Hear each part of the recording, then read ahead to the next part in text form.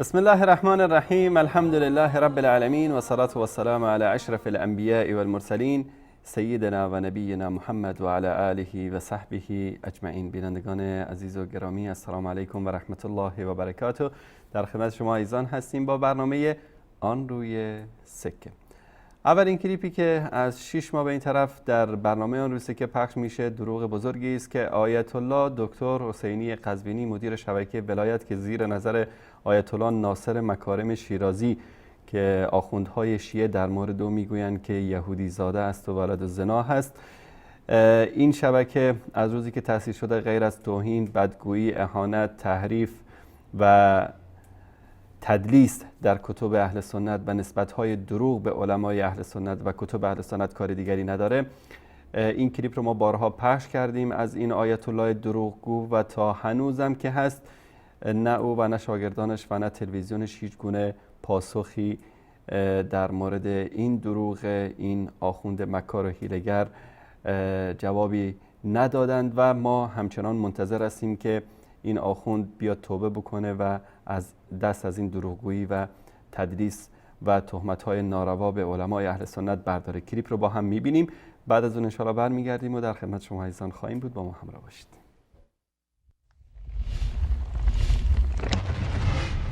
قزوینی مکار و دروغگو و تهمت به شیخ الاسلام ابن تیمیه.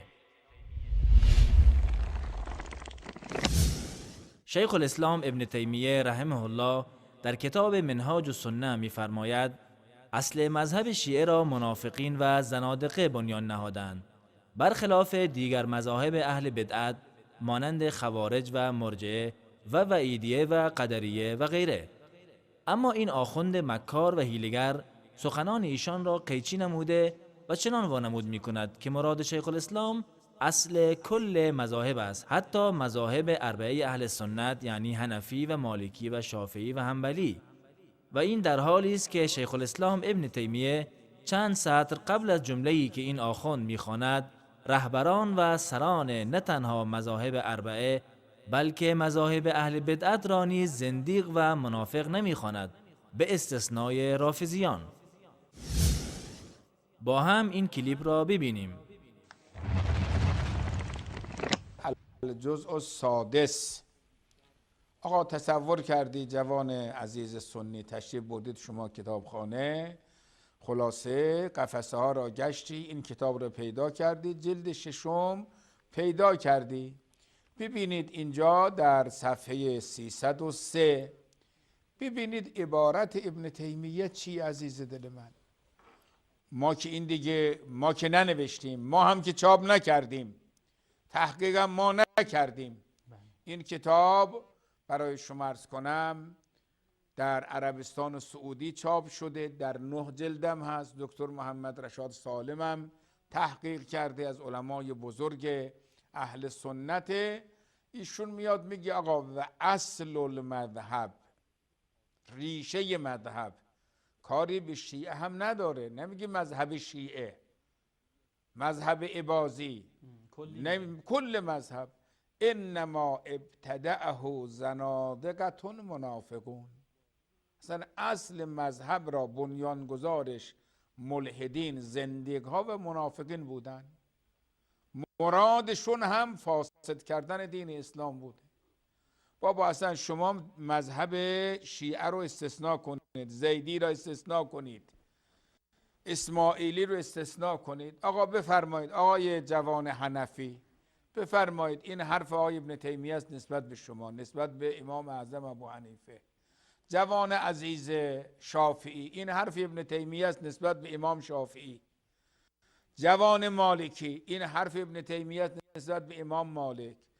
جوان حنبلی، این حرف ابن تیمیه است نسبت به احمد ابن حنبل. میگه اصل المذهب انما ابتدعه زنادقة منافقون. خب حکم منافق چیه؟ و قاتل الکفار و المنافقین. حکم زندیق چیه؟ و قاتل ائمة الکفر یا و قاتل الکفار برای شما عرض کنم کافتن. خب ببینید اینجا میاد حکم درست میکنه، و به دنبال این حکمم فتوای قتل صادر میکنه. شما خیال میکنی اینهایی که الان دارن در یمن، خب این جمعیتی که کشتن نزدیک، برای شما عرض کنم به قول 7000 چقدر جمعیت در یمن کشتن، اینها آیا از این 10,000 یا 8,000 جمعیت اینها 500 نفر شیعه بوده؟ گیریم 1000 نفر شیعه، آیا این 5 یا 6,000 سنی که کشتن اینها گناهشون چه بوده؟ اینهایی که الان نزدیک 70-80 تا مدرسه را ویران کردن، نزدیک 30 تا 40 تا بیمارستان رو ویران کردن، آخه این در کدام دینی، در کدام مذهبه؟ حتی بیمارستان های برای شما عرض کنم بدون مرز را که اصلا اینها رفتن اونجا برای مداوای مجروحین، بیچاره ها، بدبخت ها، خب اینها را برداشتن، اینها نابود کردن. آخه اینها به چه همین فتوا. آقا هر کس وهابی نباشد کافره، هر کس وهابی نباشد منافقه، هر کس وهابی نباشد زندیقه، هر کس وهابی نباشد این مفسد دین هست، باید این بابا نابود بشه.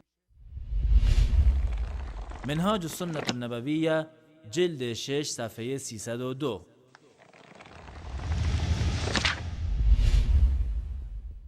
وليس في الطوائف أكثر تكذيبا بالصدق وتصديقا بالكذب من الرافضة، فإن رؤوس مذهبهم وأئمته الذين ابتدعوه وأسسوه كانوا منافقين زنادقة، كما ذكر ذلك عن غير واحد من أهل العلم، وهذا ظاهر لمن تأمله، بخلاف قول الخوارج، فإنه كان عن جهل بالتأول القرآن وغلو في تعظيم الذنوب، وكذلك قول الوعيدية والقدرية كان عن تعظيم الذنوب، وكذلك قول المرجئة كان أصل مقصودهم نفي التكفير عن من صدق الرسل. ولهذا رؤوس المذاهب التي ابتدعوها لم يقل أحد أنهم زنادقة منافقون، بخلاف الرافضة، فإن رؤوسهم كانوا كذلك، مع أن كثيرا منهم ليسوا منافقين ولا كفارا، بل بعضهم له إيمان وعمل صالح، ومنهم من هو مخطئ يغفر له خطاياه، ومنهم من هو صاحب ذنب يرجى له مغفرة الله، لكن الجهل بمعنى القرآن والحديث شامل لهم كلهم، فليس فيهم إمام من أئمة المسلمين في العلم والدين، وأصل المذهب إنما ابتدعه زنادقة منافقون مرادهم إفساد دين الإسلام.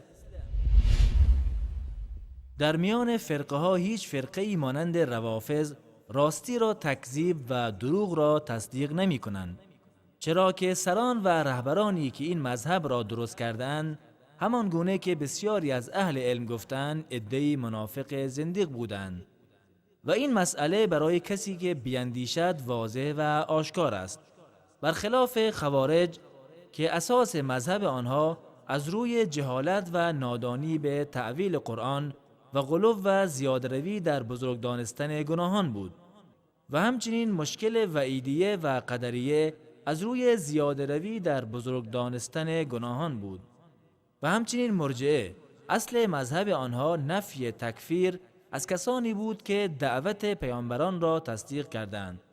به همین علت کسی رهبرانی که این مذهب را اختراع کردند زندیق و منافق نخوانده است، برخلاف رافضه که رهبرانشان چنین بودند. با وجود این که بسیاری از آنان منافق و کافر نیستند، بلکه برخی از آنان ایمان و عمل صالح دارند و برخی دیگر اشتباهاتی انجام می‌دهند که بخشیده می‌شود، و برخی دیگر لغزش‌هایی دارند که امید از خداوند آنان را ببخشاید، اما جهل و نادانی به قرآن و حدیث شامل همه آنان می‌شود و آنان هیچ امامی در میان مسلمانان ندارند و اصل مذهب را عده‌ای زندیق منافق به قصد فاسد کردن دین اسلام ساختند. بینندگان عزیز، آنچه از سخنان شیخ الاسلام ابن تیمیه رحمه الله مشخص است این است که ایشان پایه‌گذاران مذاهب مبتدعی چون خوارج و قدریه و وعیدیه و مرجعه را منافق و زندیق نمی‌داند تا چه برسد به مذاهب چهارگانه اهل سنت، بلکه پایه‌گذاران مذهب رافضه را جزو منافقین و زنادقه می‌داند. اما آخوند قزوینی طبق عادت دیرینه خود سخنان ایشان را قیچی نموده و چنان وانمود می‌کند که ابن تیمیه ائمه اربعه را منافق و زندیق دانسته و عجیبتر این که بر پایه این اصل دروغی که بنا نهاده نتیجه گیری می‌کند ابن تیمیه فتوای قتل اهل سنت را داده است. به راستی ابلیس بایستی نزد این آخوند تعلیم ببیند. اما دیدگاه شیخ الاسلام ابن تیمیه رحمه الله در مورد ائمه اربعه چیست؟ ایشان در فتاوای خود بیش از 400 مورد اتفاق ائمه چهارگانه اهل سنت ابو حنیفه، مالک و شافعی و احمد را نقل می کند و در صدها مورد فتاوای آنان را به صورت انفرادی ذکر می کند و بسیاری از اقوال را به علت مخالفت با ائمه مسلمین و از جمله ائمه اربعه مردود می داند. برای مثال در مجموع الفتاوا جلد 7 صفحه 402 می گوید: من رحمة الله بعباده المسلمين أن الأئمة الذين لهم في الأمة لسان صدق مثل الأئمة الأربعة وغيرهم كمالك والثوري والأوزاعي والليث بن سعد وكالشافعي وأحمد وإسحاق وأبي عبيد وأبي حنيفة وأبي يوسف ومحمد كانوا ينكرون على أهل الكلام من الجهمية قولهم في القرآن والإيمان وصفات الرب. از رحمت الله به بندگان مسلمانش این است که امامانی که نام نیک در میان امت دارند مانند ائمه اربعه و دیگران مانند مالک و ثوری و اوزاعی و لیث بن سعد و شافعی و احمد و اسحاق و ابو عبید و ابو حنیفه و ابو یوسف و محمد مخالف اقوال جهمیه در مسئله قرآن و ایمان و صفات پروردگار بودند. فلانی روایات ما را صدرش میخوانه، ذیلش نمیخوانه، چنین و چنان و سر صدا ایجاد کردن. ما دروغگوی ماهر و مکار. حالا بفرمایید مردم قضاوت کنن. ما هیچی نمیگیم. ما نمیگیم اینها دروغگو هستن، مکار هستن، ماهر هستن، چی هستن. خود دوستان بیننده شیعه و سنی ما روایت را آوردیم رو آنتن، آقایان دیدن.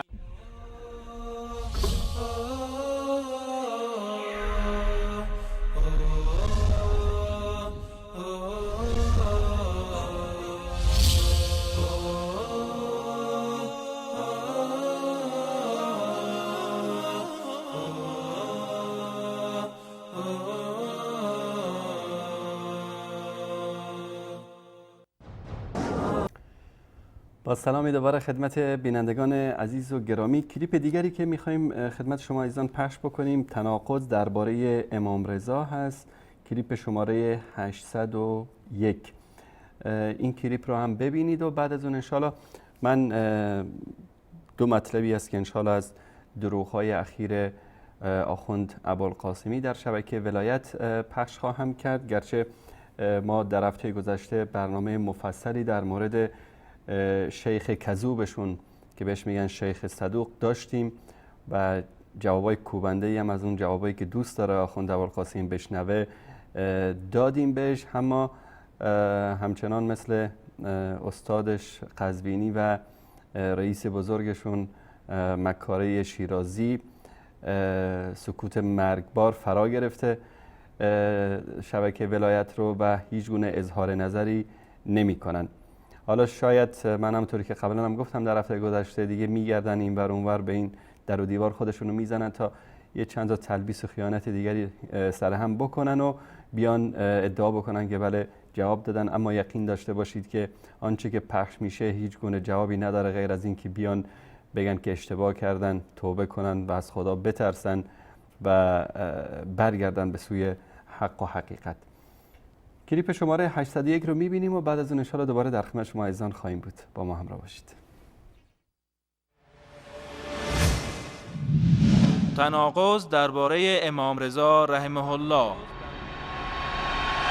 رافضیان با ذکر روایاتی مدعی هستند که لقب امیرالمؤمنین از خصائص و ویژگی‌های علی رضی الله عنه است و هیچ کسی جز او این لقب را بر خود نمی نامد مگر اینکه کافر و همجنس باز است.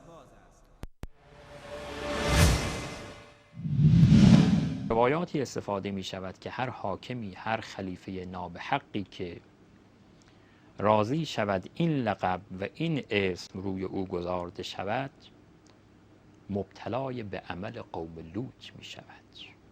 اینقدر قباحت دارد و مبغوضیت دارد در پیشگاه خدا که کسی راضی شود این لقب روی او گذاشته شود و با این عنوان صدا زده شود، که تمام اونهایی که حق امیرالمؤمنین رو غصب کردن راضی بودن که این لقب رو به اونها بدهن و با این لقب اونها رو صدا بزنن.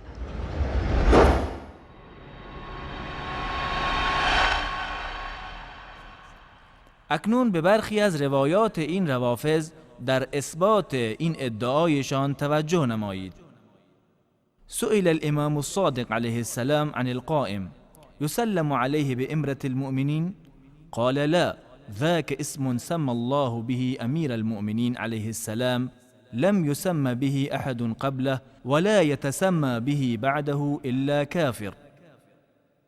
از امام صادق علیه السلام پرسیده شد آیا هنگام سلام دادن به مهدی جایز است او را امیرالمؤمنین خطاب کنیم؟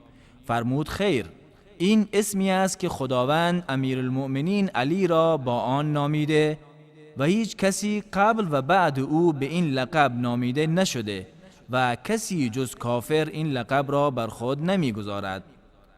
مراجعه شود به الکافی جلد 1 صفحه 242 و 412، الامالی للصدوق صفحه 634 و 188 و 450 و 374.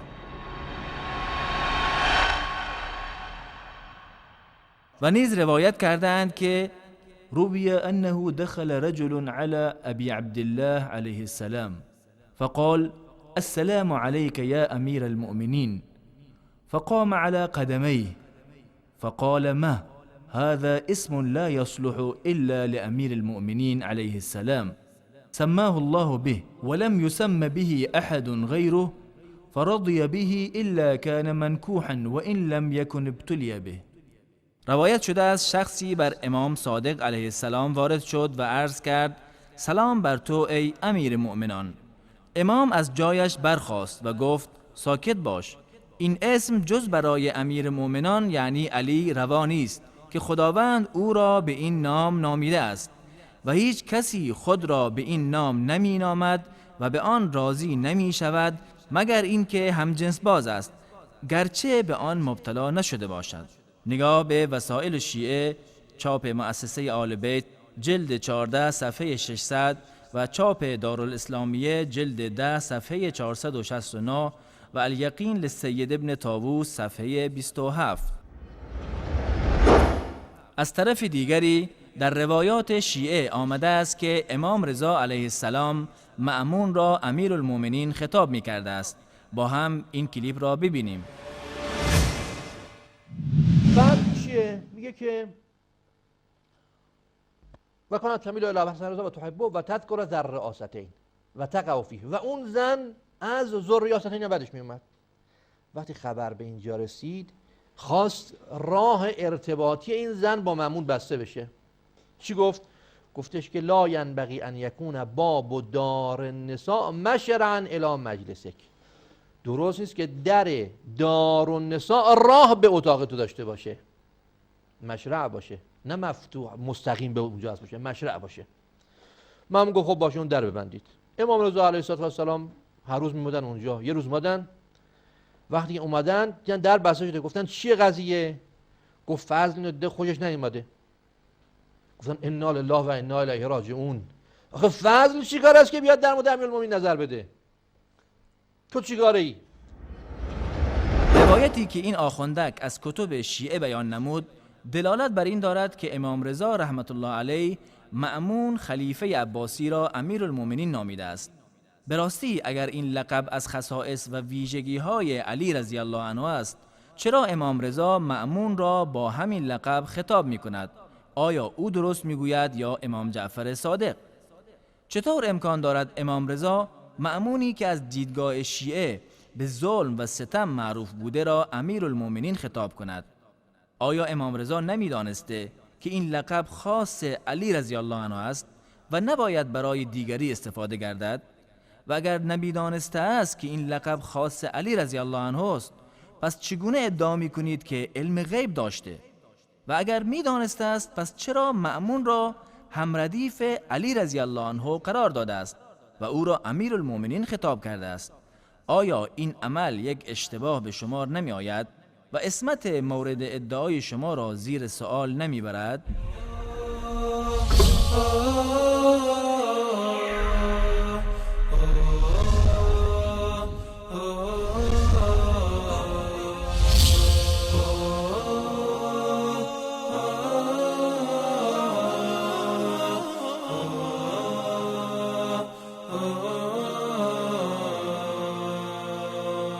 بینندگان عزیز و گرامی، موضوعی که میخوام در مورد آخوند ابوالقاسمی خدمتون بیان بکنم در برنامه امشب، اگر به یاد داشته باشید مدتی قبل برنامه‌ای بود با یکی از عزیزانی که الله سبحانه و تعالی ایشون رو به راه توحید و یکتاپرستی هدایت کرده و مختصری در مورد زندگی خودشون و در مورد اینکه چگونه هدایت شدن طی برنامه‌ای در شبکه نور که ما هم پخش کردیم همزمان با شبکه نور این برنامه رو، ایشون در این برنامه یک سری مسائل رو بیان کردن که چطور الله سبحانه و تعالی ایشون رو هدایت کرده و اسباب هدایت و مختصری در مورد خودشون که امیدواریم انشالله الله سبحانه و تعالی فرصتی رو میسر بکنه که مفصل‌تر ایشون بتونن در مورد زندگیشون و تجربه خودشون که چطور به راه توحید و یکتاپرستی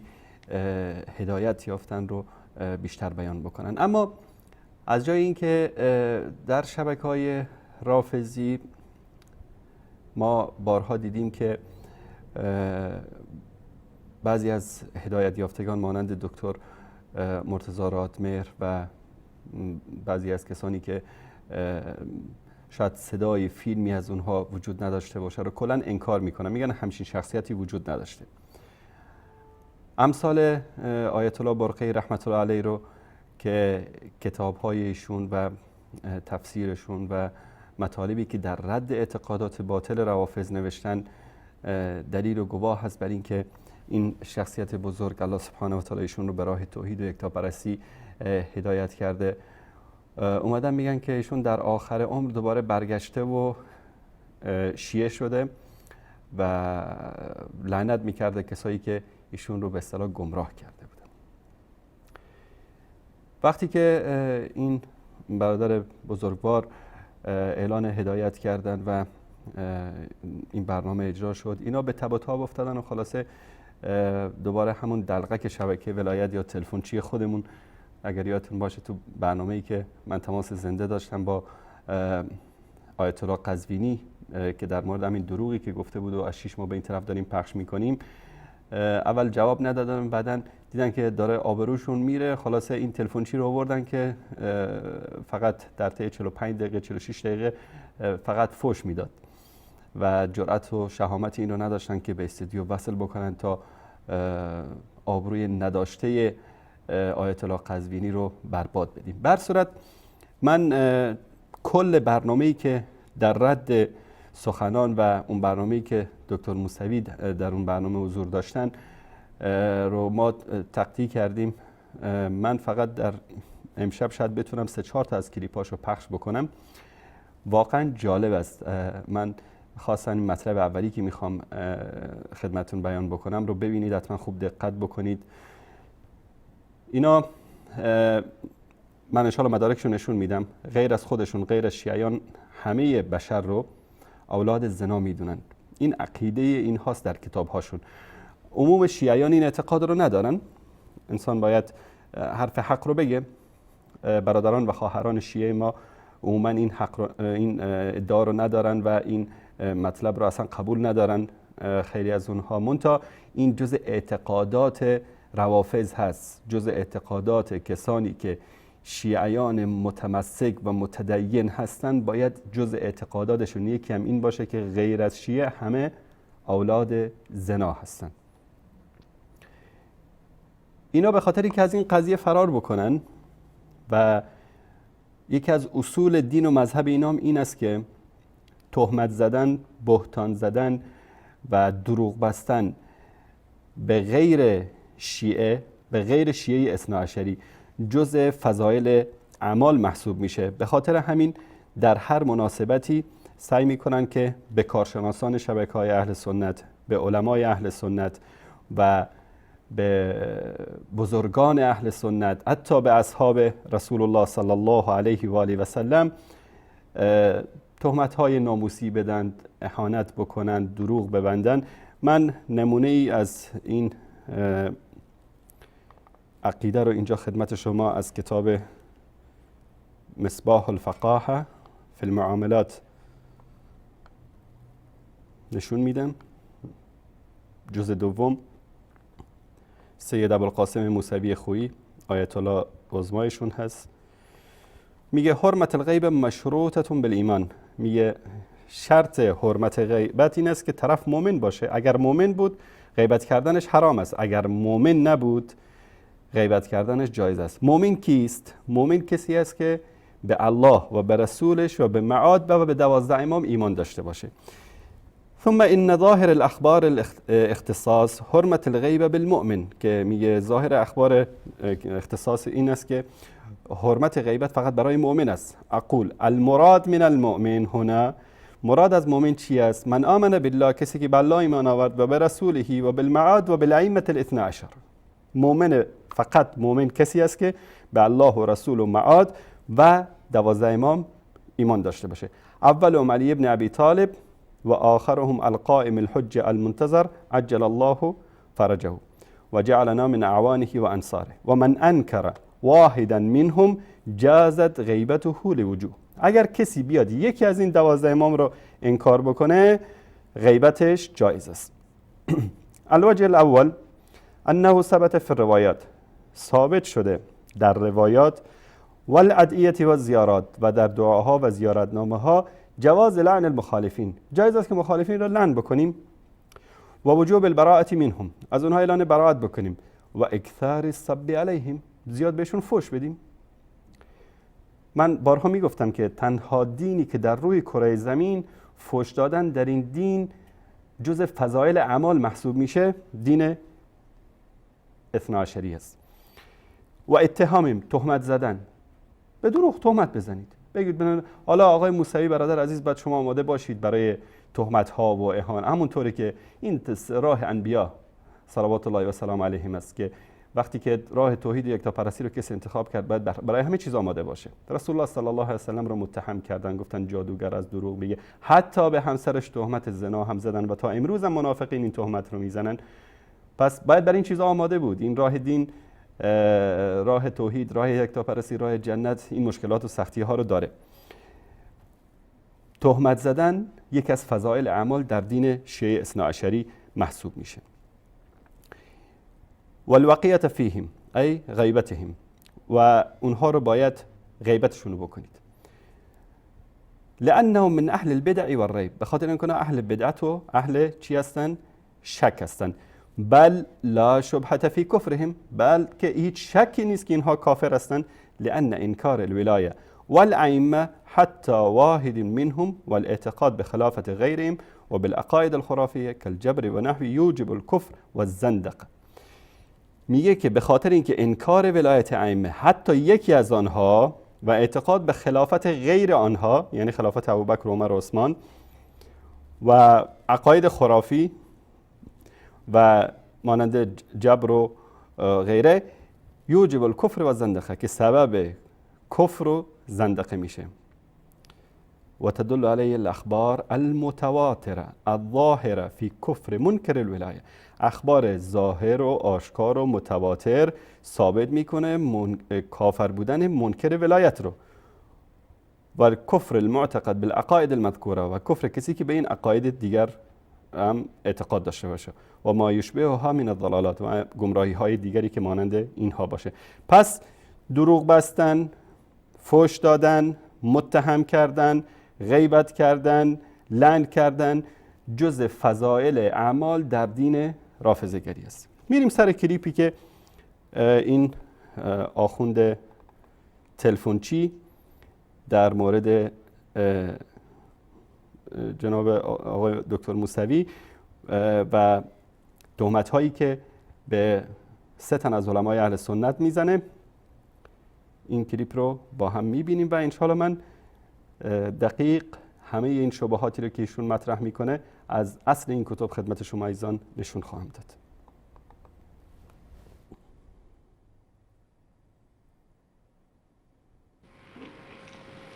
نکته دیگر، یه سوال دیشب ازش پرسیدن بیننده ها و ما اشارتا در شبکه ولایت گفتیم که به دست و پا افتادن، نه آقا اینطور نیستش.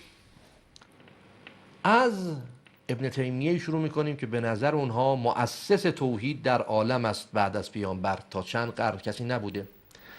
مجموع فتاوای ابن تیمیه جلد 35 تبع به امر خادم الحرمین الشریفین ملک فهد، میاد در صفحه 141 اول راجع به قرامته صحبت میکنه، بعد میگه بله رافضی ها هم. دیشب توجیه کردن نه راجع به قرامته گفته نه، بله رافضه غیر از قرامته است، جدا کرده. قرامته این چنین، بله رافضی هم این چنین. رافضی ها وقد لا یکون من الرافضه من له نسب صحیح.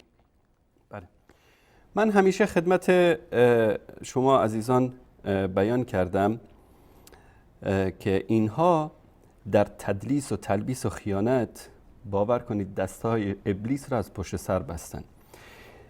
از اینجا بله رافضه از اینجا میخونه، ادامهش رو نمیخونه، بله رافضه رو از اینجا ترجمه میکنه، میاد به اینجا. این قسمت این جملاتی که در این وسط هست نمیخوره. ما برمیگردیم به همین مانیتور خودشون. من گرچه این سفر رو اسکن شده دارم اما از مانیتور خودشون خدمتتون نشون بدم. بله رافضه، بلکه الرافضه یعنی شیعیان اثنا عشری، الذین لیسوا زنادقة کفارا، بلکه روافضی که زندیق هم نیستن و کافر هم نیستن. روافض در نزد شیخ الاسلام ابن تیمیه، جمهور علمای اهل سنت، خود روافض 2 گروه هستن. من بارها در برنامه اینو گفتم. یک عده‌ای رو که ما اونها رو کافر و زندیق میدونیم، خاصتا آخوندای اینا ائمه الکفر هستن، چون میدونن، همه چیز رو میدونن، از همه این مطالب اطلاع دارن، اما میان و دروغ میگن، تلبیس میکنن، خیانت میکنن. اینها ائمه الکفر هستن، در کفر این کسی شک نداره و کسانی که اونها رو کافرم ندانه خودش کافر است. بعضی از علما تا این اندازه هم گفتن. عده دیگر روافض گفته میشن، منسوب به روافض هستن، اما اینها لیسوا زنادقة کفارا، اینها نه کافر هستن و نه زندیق هستن. ما خیلی از شیعیان رو داریم میگن که ما اصلا از این لعن و نفرین، این مسائلی که اینا تو مذهب دارن متنفریم، در حالی که خودش اگر وقتی که اینا رو کلا مخاطب قرار بدیم همه روافض محسوب میشن. اما اینها خود روافض 2 گروه هستن، یک دسته‌ای که زندیق و کافر هستن، یک دسته‌ای که زندیق و کافر نیستن. ما بهشون میگیم مبتدع و جاهل هستن. امیدوار هستیم که الله سبحانه و تعالی به خاطر جهلشون از سر تقصیرشون بگذره. برادران ما هستن، باشون هیچ مشکلی هم نداریم. خاصا کسی که به الله سبحانه و تعالی شریک نیاره، کسی که لعن و نفرین نکنه، به اصحاب پیامبر توهین نکنه، امهات المؤمنین رو متهم نکنه و از این شرکیات و کفریاتی که اینها دارن پرهیز بکنه، اینها نه کافر هستن و نه زندیق. این مطلب رو این آخوند خبیث نمیخونه. دقیقا متوجه شدید که بله رافضه رو از اینجا میخونه و قد لا یکون من الرافضه من له نسب صحیح. فقط همین قسمت رو تیره کرده، بلکه روافض که اونها نسب صحیح ندارن، این گونه ترجمه میکنه.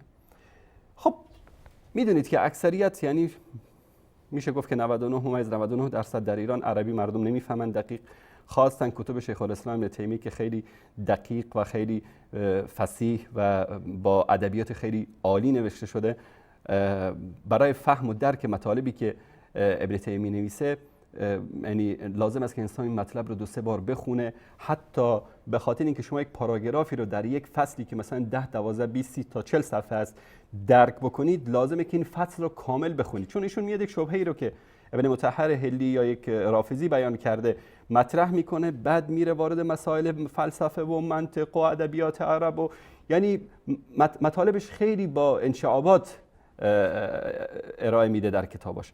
بعد یک قسمتی رو میگیرن و اون رو نسبت میدن به شیخ الاسلام ابن تیمیه. الان این مطلب رو کامل از زبان این آخوند دروغگو میشنویم و بعد میریم رو جوابی که انشالله من خواهم داد به این. رافضه غیر از قرامت است، جدا کرده.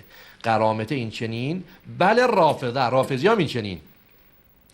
رافضی ها وقد لا یکون من الرافضه من له نسب صحیح. اینجا که بله رافضه الذین لیسوا زنادقة کفارا، این رو ترجمه نکرد.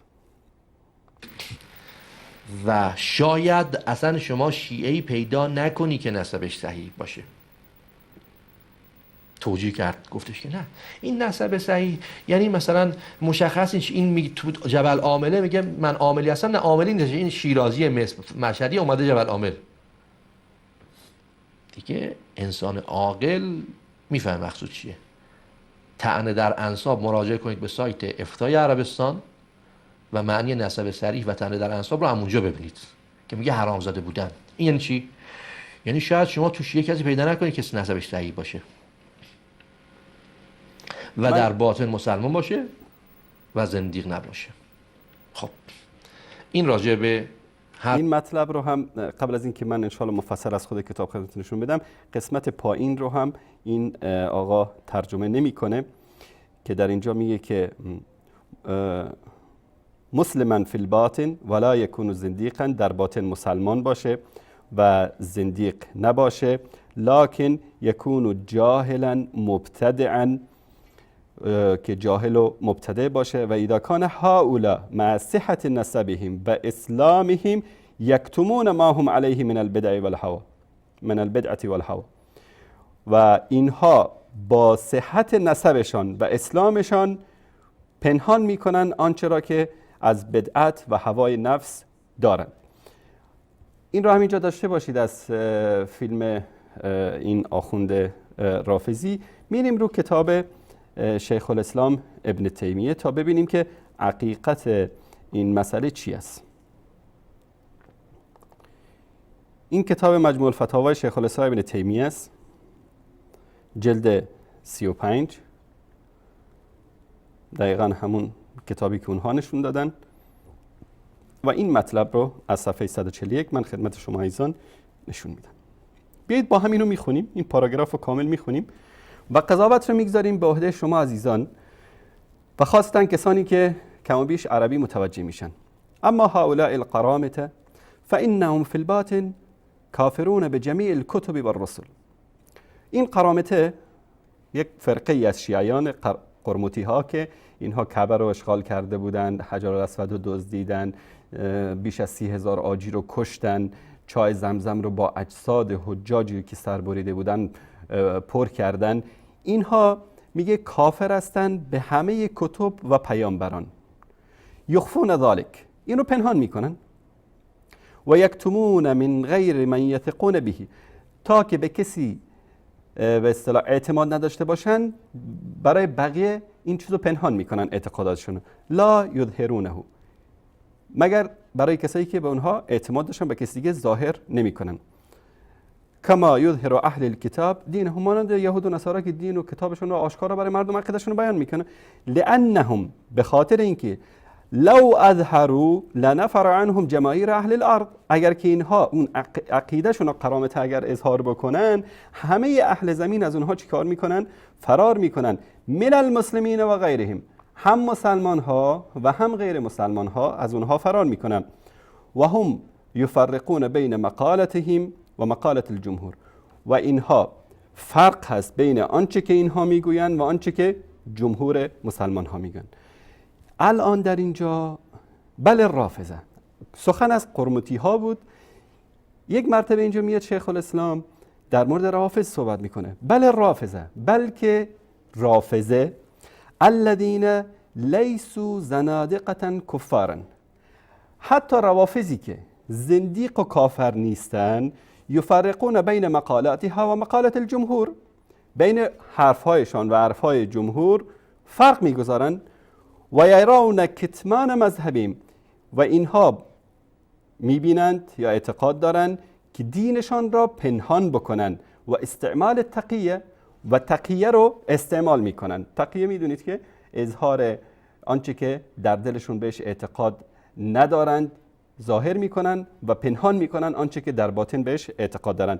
و قد لا یکون من الرافضه من له نسب صحیح، و امکان داره شاید از بین روافض کسانی باشن که نسبت آنها به روافض صحیح هست، ما اونها را رافضی محسوب میکنیم، رافضی حساب میکنیم، اما اونها مسلما فی الباطن، در باطن مسلمان است، ولا یکون زندیقا، و این رافضی در باطن مسلمان است و زندیق هم نیست، ولا یکون زندیقا، زندیق هم نیست، لکن یکون جاهلا مبتدعا، بلکه این رافضی که هم مسلمان است و هم زندیق نیست امکان داره که جاهل و مبتدع باشه. یکون جاهلا مبتدعا، این رافضی جاهل است، نمیفهمه، از حقیقت دینش هم خبر نداره، از حقیقت اسلام هم خبر نداره و اهل بدعت است، و اهل بدعت رو کسی نمیگه که کافر و زندیق است. و اذا کان هؤلاء، اگر که اینها مع صحت نسبهم، اینها با آنچه که به اصطلاح صحیح بودن نسبتشون به روافض و اسلامهم، و همچنین نسبتشون به اسلام، یکتمون ما هم علیه من البدعت والهوا، پنهان میکنن آنچه که از بدعت و هوای نفس دارن، لکن جمهور الناس یخالفونهم. ببینید مردم میگه، طرف میاد میگه که من شیعه 12 امامی ام، اما به این بدعت‌ها و خرافاتی که مثلا آخوندا اعتقاد دارن به اینها اعتقاد ندارم، با وجود این که این آدم مسلمان هست، در باطن اسلام هم قبول داره، زندیق هم نیست، فقط جاهل و اهل بدعت است، با این هم لکن جمهور الناس یخالفونهم، عموم اهل سنت، عموم مسلمان ها باشون مخالفت میکنن. شما نمیشه مذبذبین بین ذالک باشید، یا درست سایه بیایید مسلمان بشید، سنی بشید، پیرو سنت و قرآن بشید، یا که رافضی بشید، نمیشه در وسط باشید، هر طرف مثل منافق، هر طرفی که به اصطلاح کفه ترازو سنگین شد و بگو منم اون طرف هستم. فکیف بالقرامه، میگه اگر این وضعیت رافضی که یعنی با وجودی که نسبتی که به روافض دارن اما در باطن مسلمان هستن و زندیق هم نیستن، جاهل و مبتدع هستن و اینها اینطوری خودشون رو پنهان میکنن و تقیه میکنن، فکیف بالقرامه الباطنیه، پس چطور خواهد بود وضعیت قرمطی های باطنی، الذین یکفرهم اهل الملل کلها، قرامته رو کل ملت ها، کل مذاهب کافر میدونن، حتی شیعه اثنا عشری هم قرمطی ها رو کافر میدونن، در حالی که این سلسله به اصطلاح روش راه تکامل شیعه بود که اول اینو من بارها گفتم، شیعه اثنا عشری جامع الخرافات کل فرق شیعه است. شما کتاب فرق شیعه قمی و نوبختی رو بخونید، هر خرافه ای که در یکی از فرقای شیعه وجود داشته، یک امامی، دو امامی، 10 امامی، 8 امامی، 6 امامی، 5 امامی، حتما از این خرافات شما در مذهب شیعه اثنا عشری پیدا میکنید. چرا؟ چون مذهب شیعه اثنا عشری جامع الخرافات کل فرقای باطل شیعه‌گری بوده که از زمان عبدالله ابن ثبات وجود داشته تا زمان امام زمان. فکیف بالقرامة الباطنی الذين یکفرهم اهل الملل كلها من المسلمین والیهود والنصارى، پس چگونه خواهد بود حال قرمطی های باطنی که اونها را اهل کل ملل، شیعه و سنی و همه مذاهب از مسلمان ها و یهود و نصارا، همه اینها را چی میدونن؟ کافر میدونن، همه از اینها متنفرن. حالا آخوندهای شیعه خیلی اصرار دارن که خودشون رو اولاد زنا بدونن، مثل ابوالقاسمی، مثل قزوینی، مثل یزدانی، مثل مکارم شیرازی، مثل جعفر سبحانی، اینا همه خیلی اصرار دارن که بگن که علمای اهل سنت به اینها گفته که اولاد زنا، یعنی با اصرار خودشون رو میخوان زنازاده به اصطلاح ثابت بکنن. اگر که میل دارید که خودتون رو با اصرار و با فشار خودتون رو به اصطلاح ثابت بکنید که زنازاده هستیم، ما مشکلی نداریم، لکم دینکم ولی دین. این ابوالقاسم میاد اینجا رو اینطوری ترجمه میکنه، میگه که وقد لا یکون من الرافضه من له نسب صحیح. بس همین قسمت رو میگیره از کل این پاراگراف، میگه که تو نمیابی از بین روافض کسی را که نسب صحیح داشته باشد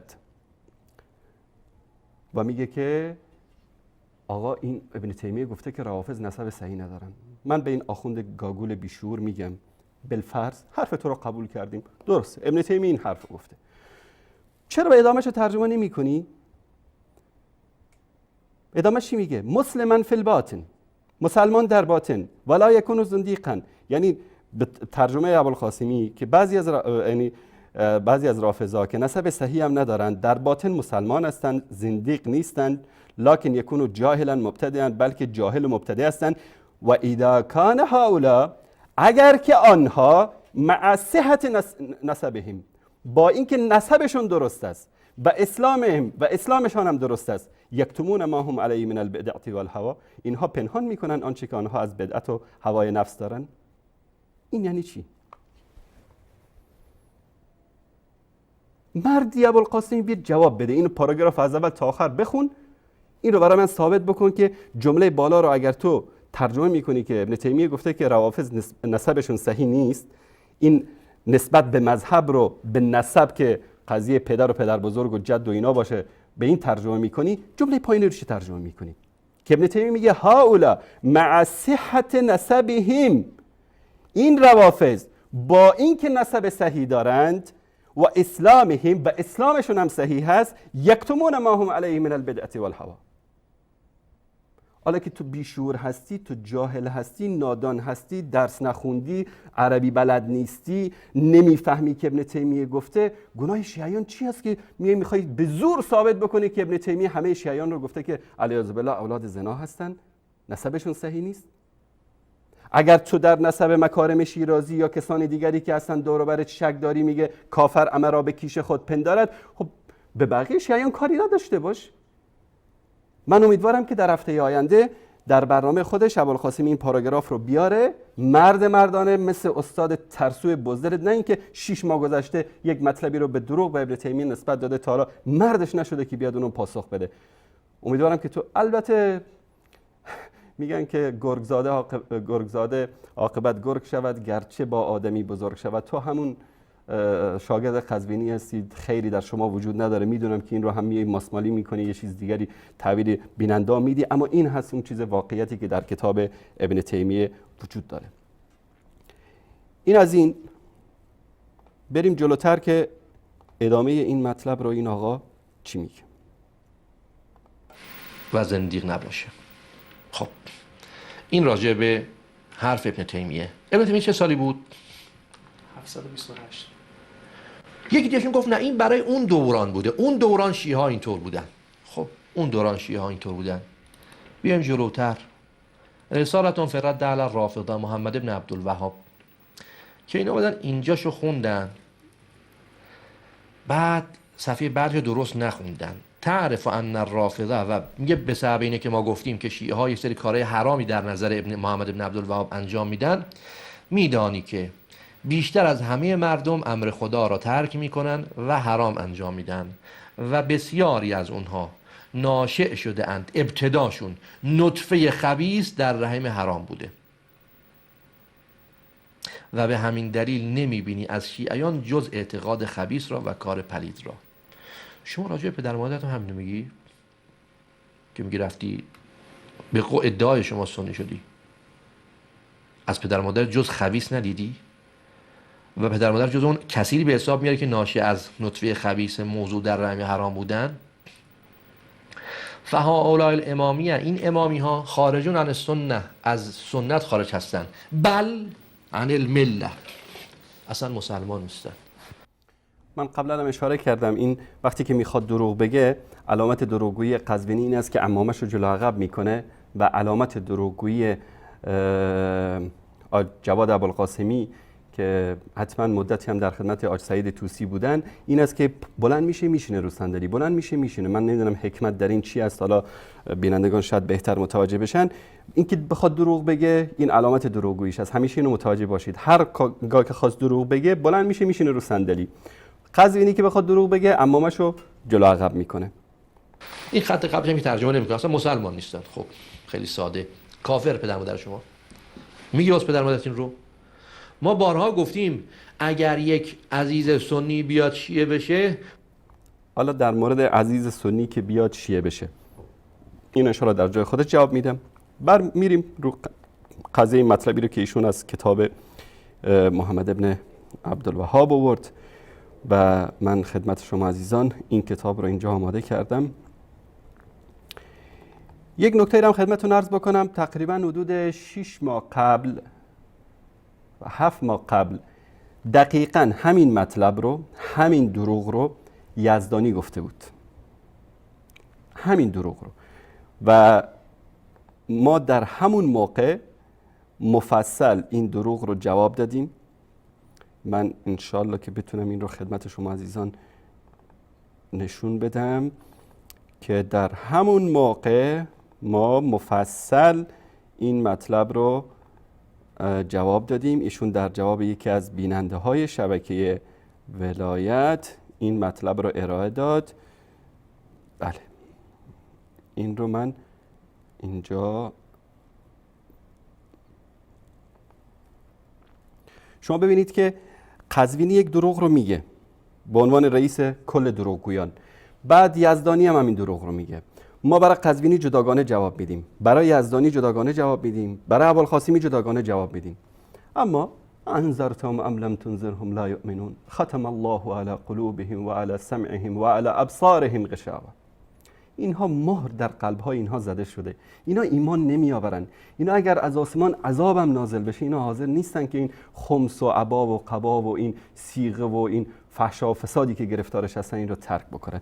این کلیپ یزدانی است که من در حالا اگر سوال دیگه ای دارید برادر عزیز بفرمایید. من این سواله، اگر محمد ابن عبدالوهاب یک گروه شیعه را گفته که اونا حرامزاده هستن که خود شما میگید اینطور گفته، ما قول از اونا ندیدیم جایی.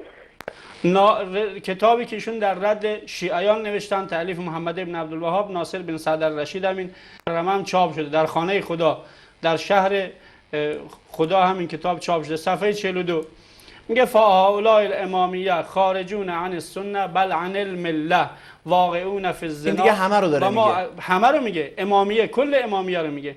میگه اینها و ما اکثر ما فتحوا علی انفسهم ابواب الزنا فی القبل و الدبر فما احقهم بان یکونوا اولاد الزنا. همه امامیه میگه امامیه از سنت خارجن بلکه از اسلام. بله.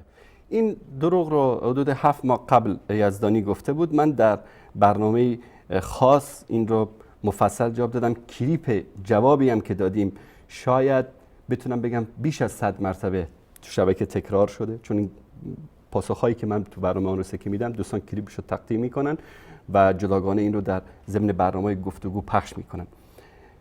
بر صورت این با وجود اینکه جوابم داده بودیم مفصل به این چیز، دوباره همین دروغ رو به مناسبت مصاحبه‌ای که شبکه نور با جناب دکتر موسوی داشتن، دوباره همین رو با وقاحت تمام این تلفنچی شبکه ولایت اومد بیان کرد. میریم روی این مسئله. الرساله فی الرد علی الرافضه، تعریف الامام المجدد محمد بن عبدالوهاب النجدی رحمه الله، چاپ سال 2006 میلادی. یکی از مطالبی که اینجا در صفحه 95 که مطلبی رو از یک صفحه گرفته بود و مطلبی رو از یک صفحه دیگه، در اینجا میگه مطلب الجمع بین المرأة و عمتها، که جمع بین زن و عمه او. و از جمله میگه اعتقادات روافض تجویزهم الجمع بین المرأة و عمتها و بین المرأة و خالتها، که از جمله به اصطلاح اعمالی که اینها انجام میدهند که با زن ازدواج میکنن و با عمه اون هم مثلا متعه میکنن یا ازدواج میکنن و با خاله این زن هم متعه میکنن و ازدواج میکنن، که فرقی از شیعه حتی نکاح محارم رو هم جایز میدونن که من انشاءالله سندش رو نشون خواهم داد. و یعنی در طول تاریخ اگر دیدید که مثلا شیخ الاسلام ابن تیمیه آلوسی یا که مثلا قرطبی یا ابن کثیر یا یکی از علمای اهل سنت مطلبی رو در مورد روافض میاد بیان میکنه، یقین داشته باشید که اینها یک نوع تطوری داشتن، تحولی بوده در این مذهب که از زمان عبدالله ابن سبا تا امروز هر روز اینا یک مسائل جدیدی رو، یک بدعت جدیدی رو در دین ایجاد کردن. و قضیه شاهد هستید، قضیه شهادت حضرت فاطمه، اول وفات بود، مردن بود، بعد اومدن شهادت مطرح کردن، اول تعطیل نبود، بعد در زمان خاتمی اومدن تعطیل کردن، روز به روز اینا مسائل جدیدی، بدعت جدیدی به دین اضافه میکنن. اگر یکی از علمای سلف ما میگه مثلا فلان اعتقاد رو روافض داشتن و به قول استاد سجودی امروز اگر ندارند، این به این معنی نیست که این طرف دروغ گفته، بلکه در سلف اینها کسانی بودن که این اعتقاد رو داشتن که من انشالله در اینجا ثابت خواهم کرد. میگه از جمله این، الان شما تصور بکنید یک کسی با یک زنی ازدواج کرده، بعد با عمه اون زن هم متعه کرده یا ازدواج کرده. یک پسر داره مثلا از عمه همسرش، یک دختر داره از به اصطلاح همسر خودش.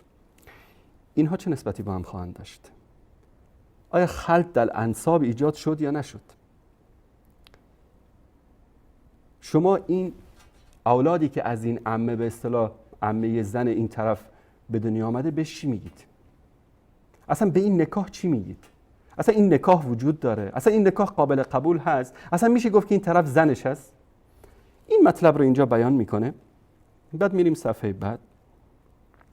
میگه که از ابن عباس ما روایت داریم که نبی صلی الله علیه و سلم فرمودن لا تنکح المرأة علی عمتها. وقتی که عمه کسی رو شما باش ازدواج کردین، وقتی با زنی ازدواج کردین، با عمش ازدواج نکنید. و روایات دیگری رو در اینجا ذکر میکنه. و بعد از اینکه مسائل رو کلا ذکر میکند، روایات رو، بعد از اون میگه که و نقل ابن عبدالبر اجماع علی حرمت ذلک. ابن عبدالبر گفته که اجماع وجود داره در بین اهل سنت که این چیز حرام است. و به هذا و امثاله تعرف ان الرافض اکثر الناس ترکا لما امر الله و اتیانه لما حرمه. به این نمونه‌ای که ذکر کردیم و نمونه های دیگری که وجود داره، رافضه بیشترین مردمی هستند که ترک میکنن آنچه که الله امر کرده و میکنن یا انجام میدن آنچه که الله سبحانه و تعالی حرام قرار داده. و ان کثیرا منهم ناشئ عن نطفه خبیثه موضوعه فی رحم حرام. کسی که اینطوری ازدواج ها رو اعتقاد داشته باشه، این نطفه‌ای که با این اعتقاد و با این عقیده اگر باشه، این نطفه خبیث است، رحم حرام است، چون که این ازدواج اصلا جایز نیست که تو با این ازدواج رو انجام بدی. ولذا لا ترى منهم الا الخبیث اعتقادا و عملا. من نمی‌بینی از اونها مگر خبث یا خبیث در اعتقاد و در عمل. و قد قیل، و یقینا گفته شده که کل شیء یرجع الی اصله، که هر چیزی برمیگرده به اصلش. خبیث برمیگرده به خبیث، یعنی چیزی که اصل پایه و اساسش خبیث باشه، این چیز غیر از خباثت چیز دیگری به بار نمیاره. بعد از اون یک مطلب این بود که این کلا از یک موضوع جداگانه‌ای بود که اوورد نشان داد، دو تا سفر کنار هم دیگر گذاشته بودن. مطلب دومی رو که نشان داد در قضیه طلاق، 3 طلاق است. در صفحه 102 ایشون از صفحه 104 خوند مطلب رو. مطلب شروع میشه از صفحه 102. مطلب طلاق به 3 فی لفظ واحد. کسی که در یک لفظ 3 طلاق بده. و منها قول شیعیان یا روافض این است که ان من طلق امراته بالثلاث فی لفظ واحد لا یقع شیء. کسی که زنشو در یک لفظ 3 طلاق بده، طلاق واقع نمیشه. و هذا مخالف لاحادیث الصحیحه و اجماع اهل الاسلام. و این مخالف است با احادیث صحیح رسول الله صلی الله علیه و سلم و اجماع امت اسلام. فانهم اجمعوا علی وقوع الطلاق. همه اهل اسلام اعتقاد دارن که کسی زنشو 3 طلاق در یک لفظ بده در یک مجلس، یک طلاق واقع میشه. در این شکی نداره هیچ کس که طلاق واقع شده. و انما اختلافهم فی عدد الطلاق. اختلاف اهل اسلام، امت اسلام در چی است؟ در تعداد طلاق هست. هی واحدة ام 3. که این 3 طلاقی که ایشون در یک لفظ داده، یک طلاق حساب میشه یا 3 طلاق حساب میشه؟ در این امر اختلاف است بین علما. احناف میگن 3 طلاق واقع میشه. ابن تیمیه و جماعتش، جمهوری از علما میگن که 1 طلاق واقع میشه. المهم طلاق واقع میشه، چه 1 طلاق چه 3 طلاق. اما فقهای شیعه، گروهی از فقهای شیعه میگن که چی است؟ اصلا طلاقی واقع نمیشه. زنی ازدواج کرده، شوهرش در یک مجلس 3 طلاق داده، جمهور و اهل اسلام طبق احادیث صریح رسول الله صلی الله علیه و سلم قائل به این هستند که طلاق واقع میشه. اختلافشون در این است که یکی واقع میشه یا 3 تا واقع میشه. این طرف المهم طلاق واقع شده، پس این زن نسبتش با این مرد چی است؟ اجنبی است. یک شیعی زنش رو 3 طلاق داد، رفت پیش آخوندی، چی می؟ والله در فلان کتاب گفته که اشکالی نداره، اصلا طلاق واقع نمیشه، نیاز نیست که دوباره نکاح بکنی، برو خوش بگذره. خب این بنده خدا میاد همخوابی میکنه با همسرش، 1 2 تا 10 تا 30 تا میبخشید 1 2 تا 3 تا 4 تا احمد جان حتما داره میخنده، بچه به دنیا میاره. خب این بچه‌ها نوه ها بزرگ میشن، یک نسل حرامزاده از این شخص در جامعه ایجاد میشه، در حالی که فکر میکنه که نکاحش صحیح هست اما در حقیقت نکاحش باطل شده. باید میرفت دوباره شاهد، دوباره نکاح، دوباره همه چیز بعد از سر آغاز میشد. اما طبق این فتوایی که این آخوند رافضی داده، این طرف چی شده؟ این طرف هر همخوابی که با همسرش میکنه براش یک زنا محسوب میشه. هر فرزندی که از این شخص به وجود میاد یک ولد زنایی هست. یک مسئله فقهی است. شیخ الاسلام محمد بن عبدالوهاب داره در اینجا در موردش بحث میکنه. بعد مسائلی رو میاره از ابن ماجه، بقیه علما مطالبی رو بیان میکنه از ابن عدی، از بیهقی، از خلاصه تا میاد مثلا در باره 3 طلاق، یعنی رای کسایی که اعتقاد بر این داشته باشن که 3 طلاق واقع میشه، طبق این حدیث از علی رضی الله عنه روایت هست که کسی که زنش رو 3 طلاق میده باید چیکار بکنه؟ باید اون رو برای ابد ترک بکنه. طرف زنش رو 3 طلاق داد، حالا چه طبق مذهب حنفی، چه طبق مذهب جمهور، چه طبق مذهب شیعه، المهم 3 طلاق واقع شد. بعد از اینکه 3 طلاق واقع شد دیگه حق نداره با اون نکاح بکنه، این زن برای او حرام میشه تا اینکه زن با اختیار خودش کسی دیگری او را خواستگاری بکنه. بعد از اینکه خواستگاری کرد با اون ازدواج بکنه، نکاح شرعی صورت بگیره. بعد از اینکه ازدواج کرد همخوابی هم صورت بگیره. بعد از اون اگر که با اراده و میلش اون شوهر جدید این زن اون رو طلاق داد، بعد از اون میتونه شوهر اولیش با این زن ازدواج بکنه.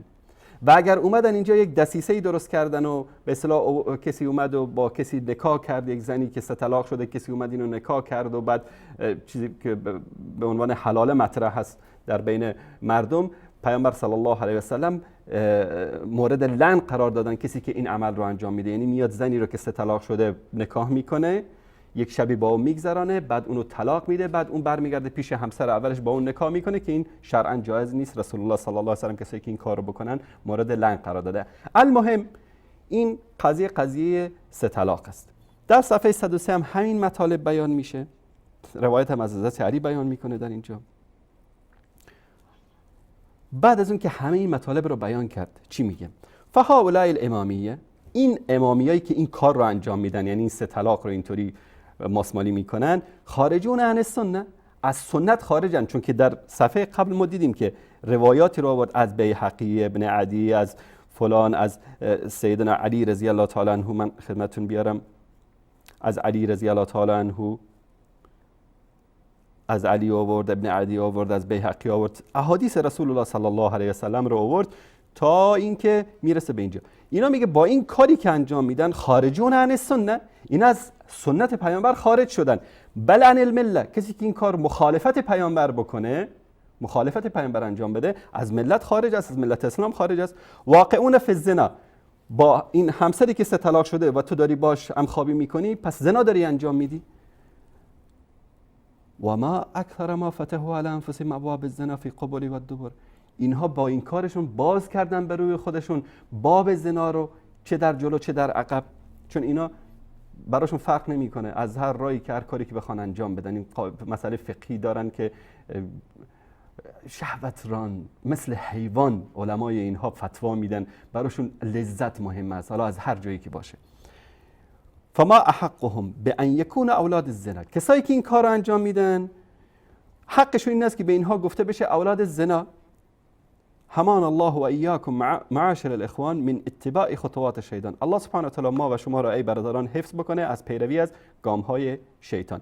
این مطلبی است در مورد 3 طلاق که جنبندی کلی که در مورد روافض انجام میده این است. حالا ابوالقاسمی اصرار داره که بگه محمد ابن عبدالوهاب گفته که ایشون یا غیر ایشون حرامزاده است. این برمیگرده به خودت آقای ابوالقاسمی. محمد ابن عبدالوهاب این حرف را نزده. اگر تو خودتو جز این فرقه قرار میدی، جز این چیزا به زور میخوای خودتو بچسبونی به اولاد زنا، این برمیگرده به خودت. تقصیر محمد ابن عبدالوهاب و اهل سنت نیست و این رو هم تو به کسی نسبت نده. بعد اینجا مطلبی رو در مورد چیز میگه، یک لحظه من اینو که عقب برگردم. الان ببینید اصلا مسلمان نیستن. این خط قبلش هم ترجمه نمیکنه، اصلا مسلمان نیستن. خب خیلی ساده. کافر پدر مادر شما میگی واسه پدر مادرتون رو. ما بارها گفتیم اگر یک عزیز سنی بیاد شیعه بشه مستلزم این نیست که اعتقاد داشته باشد پدر مادرش کافرن. هیچ. حتی مستلزم این نیست که اعتقاد داشته باشد پدر و مادرش جهنمی ان. چرا؟ به خاطر روایات فراوان و صحیح السندی که ما داریم و بارها عرض کردیم که گفته اگر کسی واقعا محب اهل بیت باشه و به آن چیزی که بهش رسیده عمل بکنه جاش تو بهشته. چقدر فرق بین تفکر ما و تفکر اونها. ما میگیم اگر شما به طریق اهل بیت آمدی به درجات بالای بهشت میرسی و لازم نیست اعتقاد داشته باشی پدر و مادرت هم که محب اهل بیت بودن و تلاش داشتن در راه درست برن و مال حلال تهیه کرد به تو داد، پدر و مادر شما هم به خاطر محبت اهل بیت مورد شفاعت اهل بیت قرار میگیرن، میان بهشت. الحقنا بهم ذریتهم و ما علتنا من عملهم من شیء. ذیل همین آیه تفسیرش اومده، مراجعه کنم ببینم. و در مقابل کسی که میگه آقا تو اگر وهابی شدی گفتی فقط قرآن و سنت و تفکر شیعه باطل، شیعه میشه کافر، پدرت هم میشه کافر، مادرت هم میشه کافر. این صریحه شد. واقعون فی الزنا، امامیه هؤلاء الامامیه، امامیا در زنا میفتن و چقدر زیاد برای خودشون باز کرده اند در زنا را، در فرج و در پشت. فما، این جمله رو، فما احقهم به ان یکونوا اولاد زنا، چقدر شایسته شیعه است که ولد زنا باشد. توجیه میکنم نه این یه گروه خاصی داره میگه که چون فلان کارو کردن، نه آقا کل امامیه رو داره میگه. من گفتم که خیلی اصرار داره که خودشو بچسبونه به اولاد زنا. من نمیدونم چرا این همه اصرار تو شبکه ولایت کارشناساشون دارن که خودشونو بچسبونن به اولاد زنا. بابا جان بخون تو مرد رسید یک صفحه قبل، از صفحه 102 شروع بکن که اصل مطلب اومده در مورد 3 طلاق، صفحه 103 تا بیا به صفحه کامل مطلب رو بخونید، ترجمه بکنید، قضاوت رو هم بگذارید به عهده بینندگان. اما گفت که ما شیعیان این اعتقاد رو نداریم در مورد اهل سنت. ببینیم که آیا راست میگه یا دروغ میگه. سند که ارائه نداد. بله در تفسیر گفتند، حالا آدرس هم نداد در تفسیر.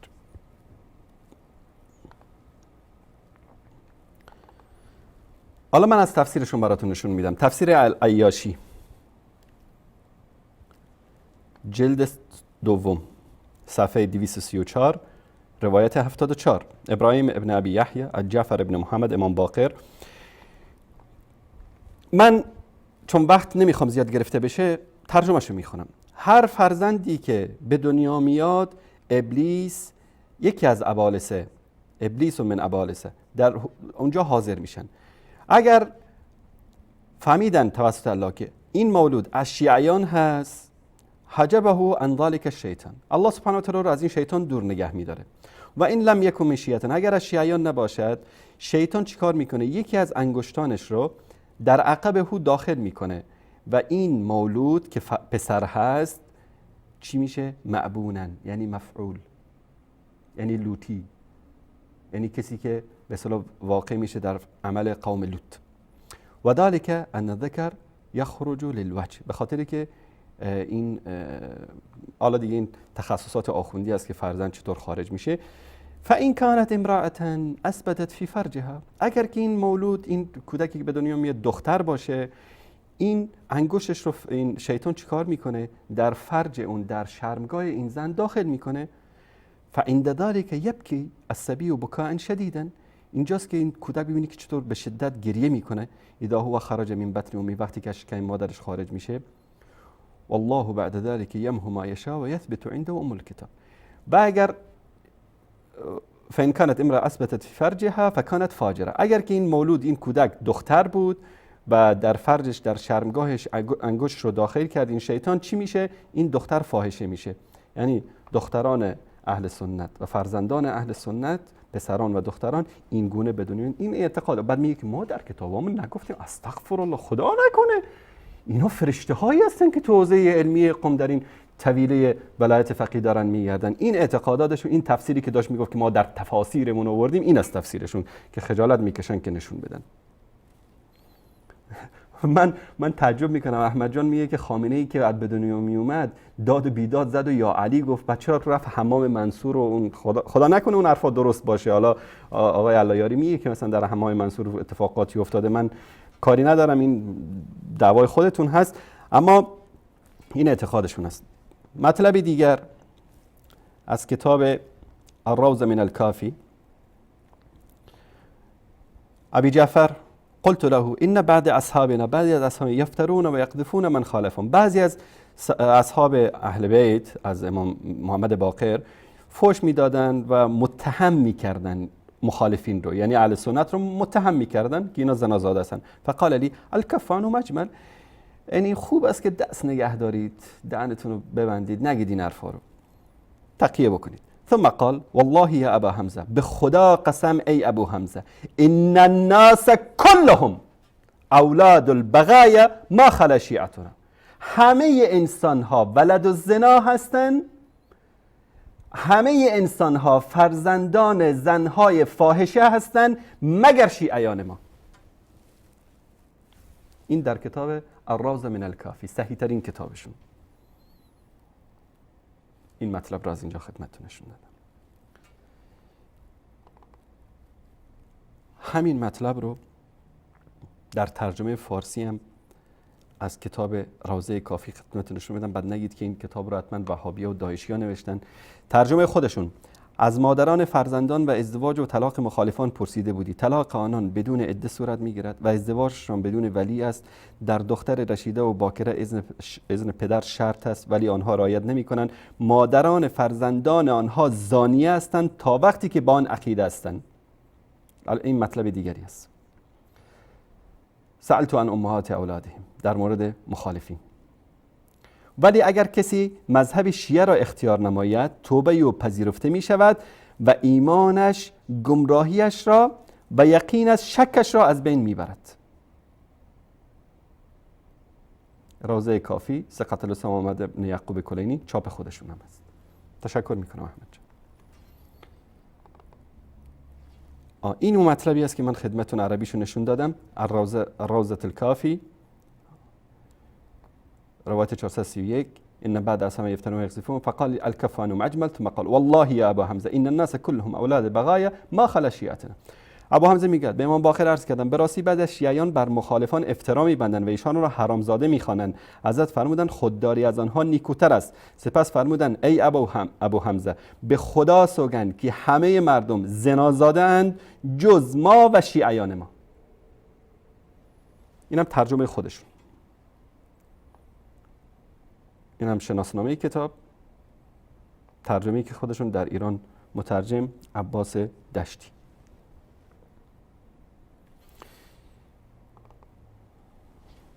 در بهار الانوار همین مطلب مثل این در باب زیارت روز عرفه و عید میگه ابی عبدالله امام جعفر صادق ان الله تبارک و تعالی یبدأ بالنظر الى زوار قبر الحسین ابن علی عشیة عرفه. از امام جعفر صادق روایت کردن که الله سبحانه و تعالی به زوار قبر حسین در روز عرفه نگاه میکنه قبل از نظره الی اهل الموقف، قبل از اینکه به اهل عرفه نگاه بکنه. چرا؟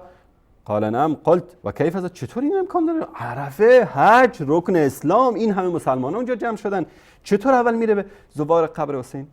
لان فی اولئک اولاد الزنا، چون که در بین کسایی که در عرفه هستن اولاد زنا هستن. و لیس فی هؤلاء اولاد زنا، و در بین کسایی که به زیارت حسین میان اولاد زنا نیست. این مطلب رو در اینجا حتی من یک صفحه بود یک دوستان فرستادین در خیابان‌های ایران. شما دقت بکنید این پارچه‌ای است که در یک از خیابان‌ها گذاشتن. اینجا بزرگش کردم من خدمتون. هر کس به ولایت علی شک دارد با مادر خیش در میان بگذارد. علنا تو کوچه‌های ایران. بر دشمنان مرتضی علی لعنت. این انعکاس همون اعتقاداتی است که در کتاب‌های اینها وجود داره. من دیروز داشتم همین مطالبی که در مورد توهین‌هایی که اینها به اهل بیت رسول الله صلی الله علیه و سلم کردن، اینها رو داشتم همینطور بررسی می‌کردم و مطلبی نظرم رو جلب کرد. یعنی واقعا خباثت اینها به حدی رسیده. خدا کنه که بتونم این مطلب رو پیدا بکنم که حتی به سیدنا علی ابن ابی طالب رضی الله تعالی عنه یعنی مطلبی رو نسبت میدن که واقعا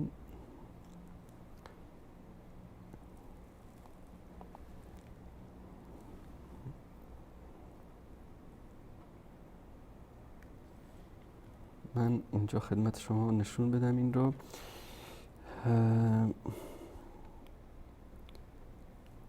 توهین ها و اهانت هایی که به همسران امامان داشتن رو به بله اینجا این مطلب رو انشاءالله که همین باشه. بله همین است. این کتاب کافی است، سعی‌ترین کتابشون. این هم صفحه بعد، این هم چاپش که سال 2007 میلادی چاپ شده. این هم صفحه 120 الفرو من الکافی. اینجا یک روایت خیلی طولانی است. کسی برو چیز شده بود، حد باید جاری می شد.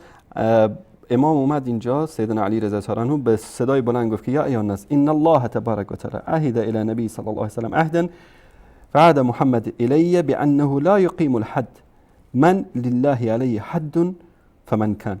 میگه که خداوند یک عهدی رو با پیامبرش کرده و پیامبرم این عهد رو با من کرده که حد رو امروز حد رو جاری نمیکنه الا کسی که بر او حدی نباشه از طرف الله سبحانه و تعالی. بعد این مطلب صفحه بعدش رو من خدمتون نشون بدم اینجا.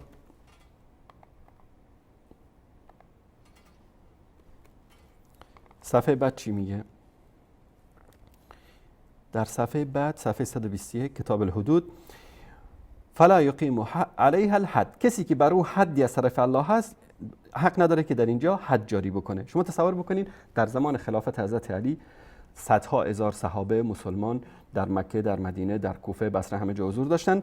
فانصرف الناس یومئذ کلهم، همه مردم برگشتن چون همه یک مشکلی داشتن، یک اشتباهی انجام داده بودن.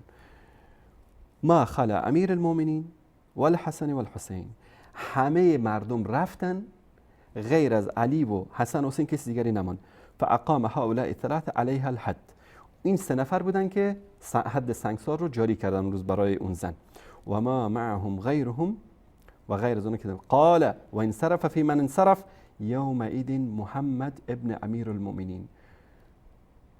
محمد حنفیه پسر حضرت علی، محمد پسر حضرت علی، میگه محمد ابن امیر المؤمنین پسر حضرت علی هم اون روز برگشت.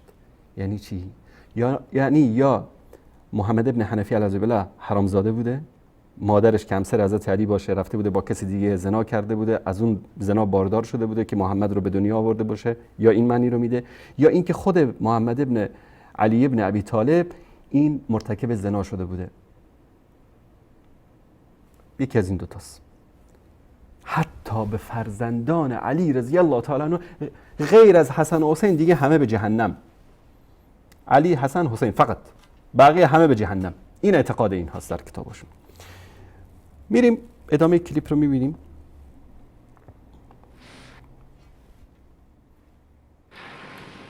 این زمان کی؟ محمد ابن عبدالوهاب. شاید اون موقع اینطور بودن. بیاین جلوتر.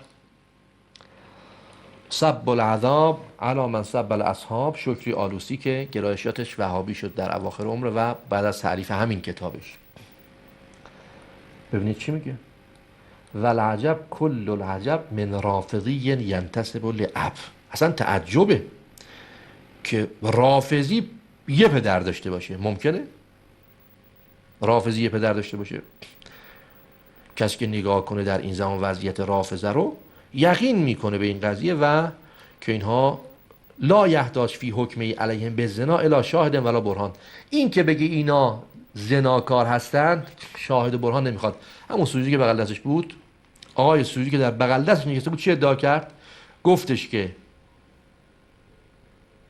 ما اعتقاد داریم هر قومی ازدواج خاص خودشونو دارن، ازدواج خاص خودشونه، ما اونو حلال میدونیم، مشکل نمیدونیم. نه، ایشون کی بوده؟ 342 هجری مرده، کمتر از 80 سال. خب برمیگردیم به همین مطلب از خود صفحه مانیتور خودشون من خدمتتون نشون بدم. همین مطلب رو که ایشون ترجمه کرد میخونیم با هم دیگه. والعجب کل العجب من الرافضی ینتسب لاب.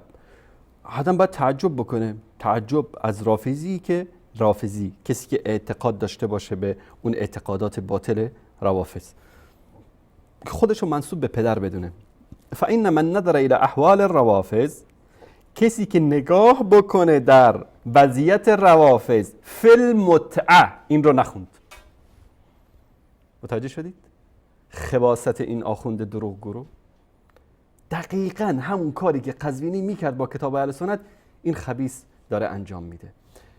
میگه فإن من نظر الى احوال الروافض فی المتعه فی هذا الزمان، کسی که در احوال روافض در مورد متعه نگاه بکنه در امروز، لا یحتاج فی حکمی علیهم بالزنا الی شاهد ولا برهان، دیگه نیازی نیست که تو شاهد و برهان بیاری برای اینکه اینها مرتکب زنا میشن.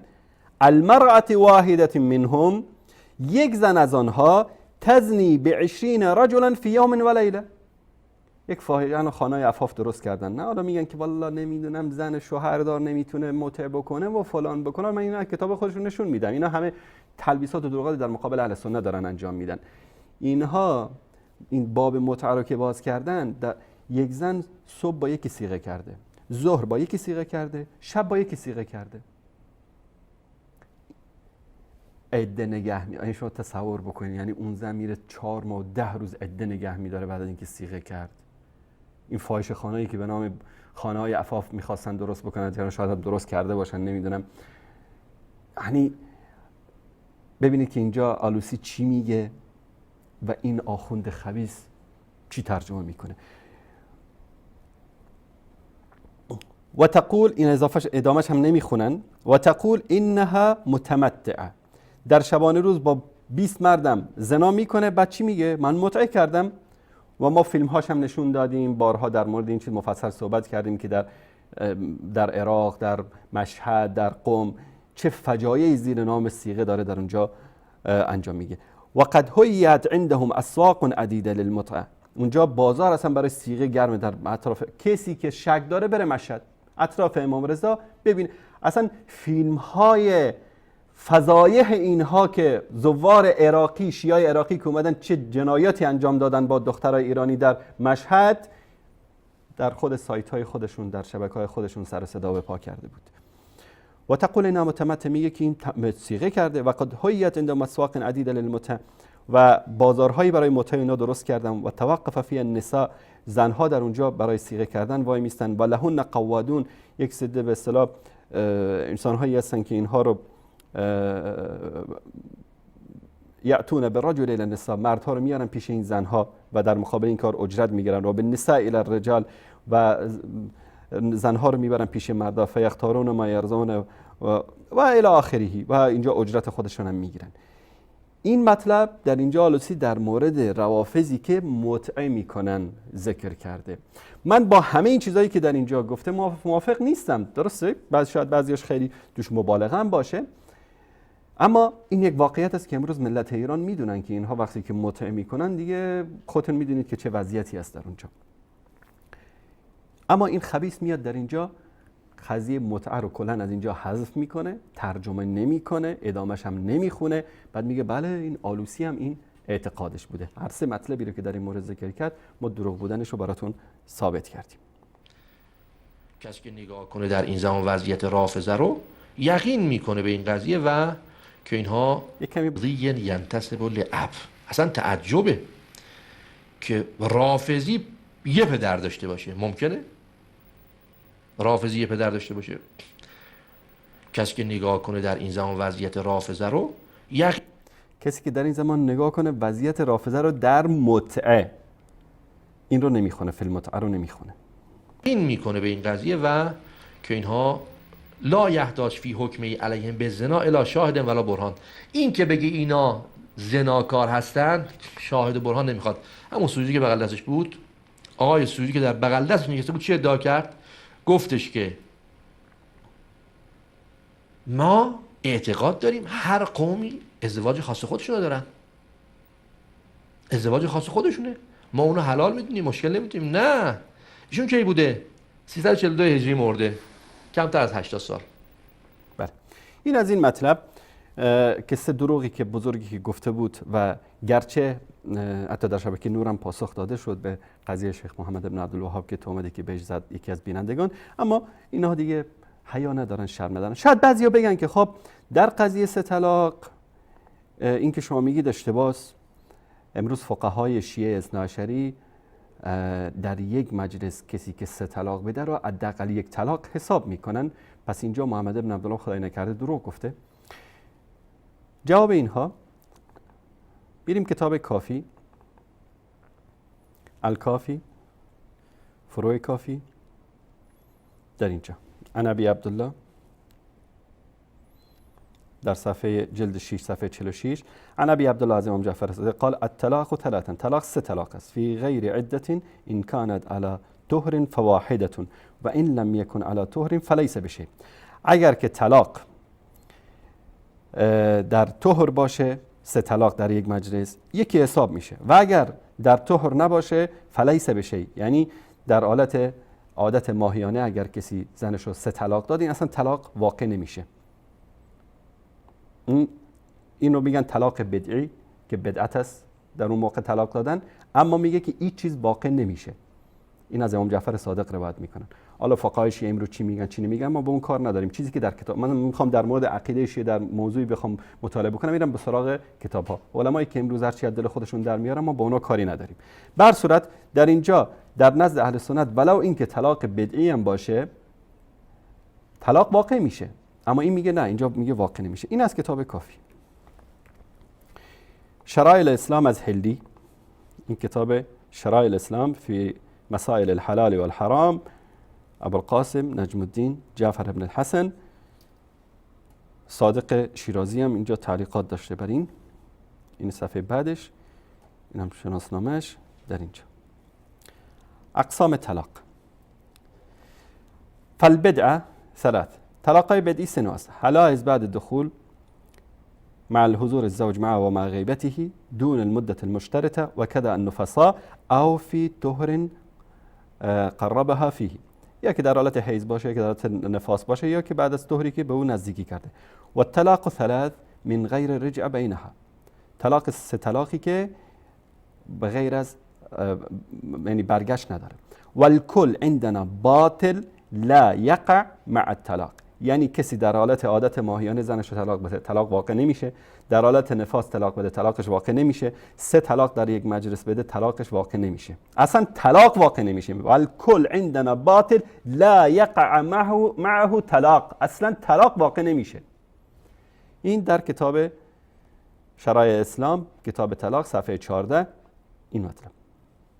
و طلاق سنت که هست باین، رجعی و طلاق العده که این مسائل فقهی است که نمیخوایم واردش بشیم. پس در نزد این آقا که یکی از فقهای اثناعشری است سه طلاق واقع نمیشه. این دقیقا همون مطلبی است که محمد بن عبدالوهاب در کتاب رساله فی رد علی الرافضه بهش اشاره کرده بود.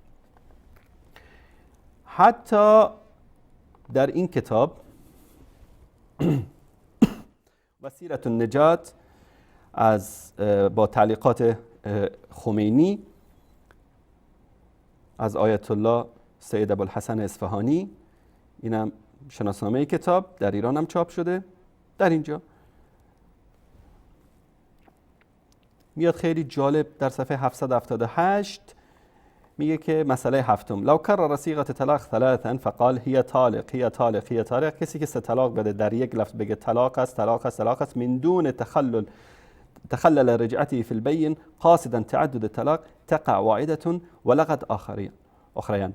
میگه که اگر کسی در یک مجلس سه طلاق بده بگه طلاق طلاق طلاق، دو تاش الغا میشه و یکیش واقع میشه. یعنی اگر کسی زنشو سه طلاق داد، یک طلاق حتما واقع میشه. این یک نظر. ولو قال هي طالق ثلاثه، اگر گفت که سه طلاق است، لم تقع ثلاثه قطعا، این سه طلاق واقع نمیشه. و هل تقع واحده كصورة السابقه، آیا یک طلاق واقع میشه؟ او یبطل الطلاق ولغت، یا اینکه کلا طلاق باطل میشه و الغا میشه؟ تشکر میکنیم احمد جان. ببینید که جواب این اصفهانی چی است. میگه در این مورد در صفحه 779 قولان، دو قول است. اقوالهما الثاني اقولها الثاني وان كان الاشهر هو الاول. دو قول است، یکی این که طلاق واقع میشه، یکی این است که اصلا طلاق واقع نمیشه و مشهورترینش همون قول اول است که یک طلاق واقع میشه. پس شیعه در این مورد دو نظر دارن. و این دل عامه وقوع الثلاثه في صورتين فتبين منه وحرم عليه حتى تنكيه زوجا غيره. این مسائل فقهی است که بیان میکنه. اینم در مورد سه طلاقی که در اینجا میخواست تلبیس بکنه. و در مورد مطلبی هم در مورد چیز خدمتتون نشون بدم که اینها در باب صیغه در فحشا و فساد رو به روی خودشون و دیگران باز کردن که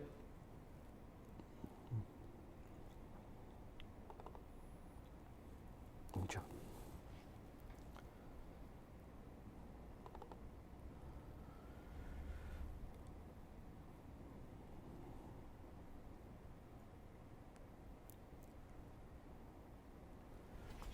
روایت مختلفی وجود دارد. این مثلا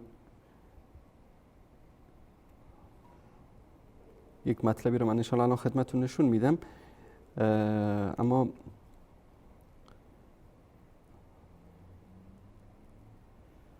در مورد صیغه مثلا در مورد امام باقر اینجا مطلبی رو خدمتتون نشون بدم.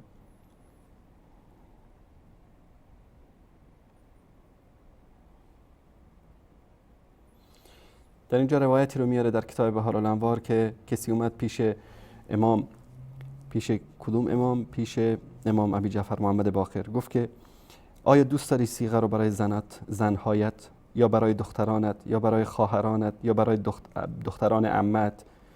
امام ابو جعفر چی کرد؟ روی خود رو برگرداند وقتی که زنهاش ذکر شد در اینجا. خب اگر که این همه ثواب داشت صیغه، چرا روشو برگرداند؟ بدش اومد؟ دقیقاً همین کاری که آخونده انجام میدن. دختران خودشون رو به صیغه کسی نمیدن، اما با دختران مردم چیکار میکنن؟ صیغه میکنن. حتی میگن که در کتاب کافی باب 107 سمعت ابو عبدالله از امام جعفر صادق شنیدم که لا بأس بأن یتمتع بالبکر، کسی که با دختر باکر هم صیغه بکنه اشکالی ندارد. این از این مطلب.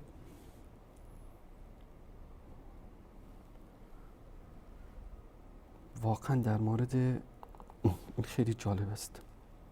مستدرک الوسائل باب عدم تحریم التمتع بالزانیه و این اثرت.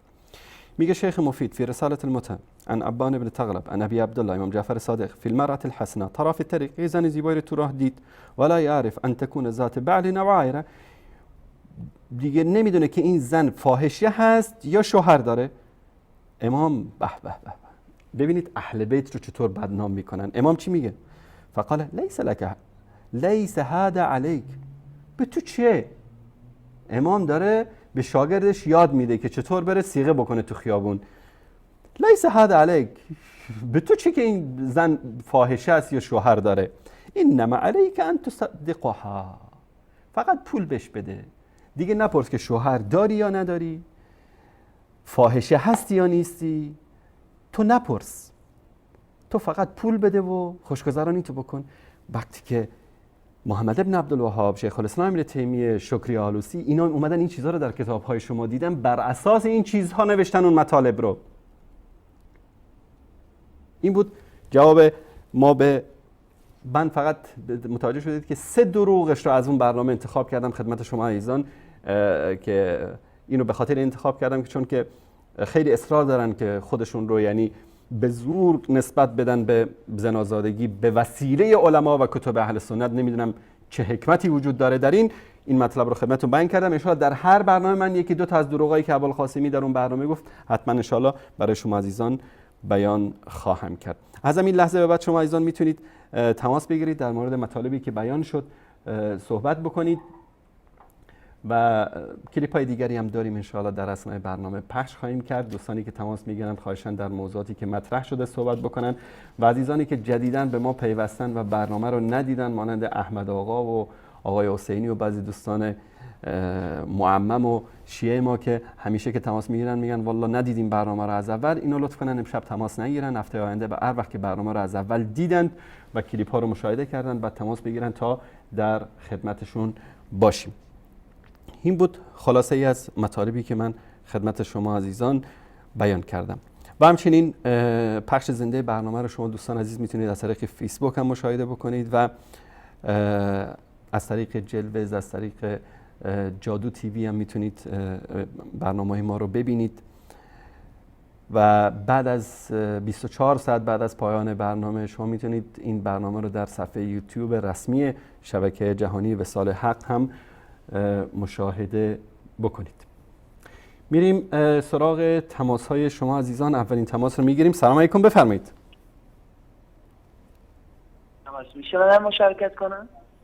خودتون رو معرفی کنید، از کجا زنگ میزنید؟ حسن از اهواز.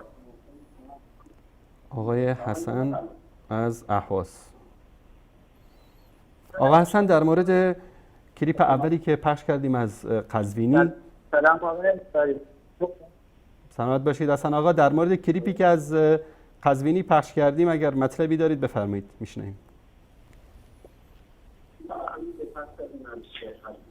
لطفاً صدای تلویزیونتون هم ببندید و با تلفن صحبت کنید حسن آقا. سلام آقای انصاری، شما خوب سلامتی؟ سلامت باشید. خدا حفظتون کنه آقای انصاری.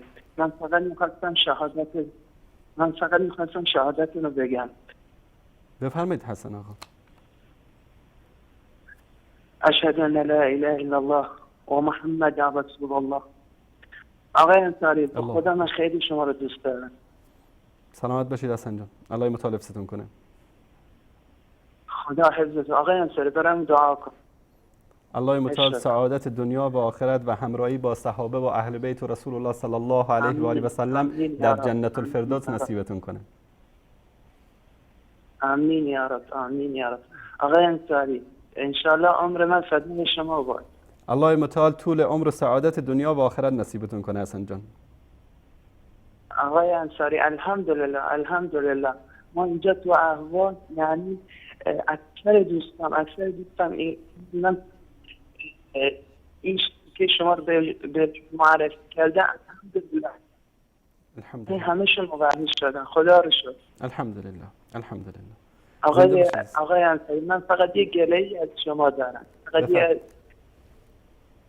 بفرمایید. آقای انصاری یعنی حیفه این شبکه مثلا الان 6 سال یا 7 سال که اومده رو آنتن، این شبکه حداقل 20 سال پیش بود که ما یعنی ما نباید تو گمراهی بود. درست، کاملا درست میفرمایید. این کوتاهی از ما هست، این کوتاهی از اهل سنت هست، این کوتاهی از حکام و از علمای اهل سنت هست و ما قبول داریم اینو.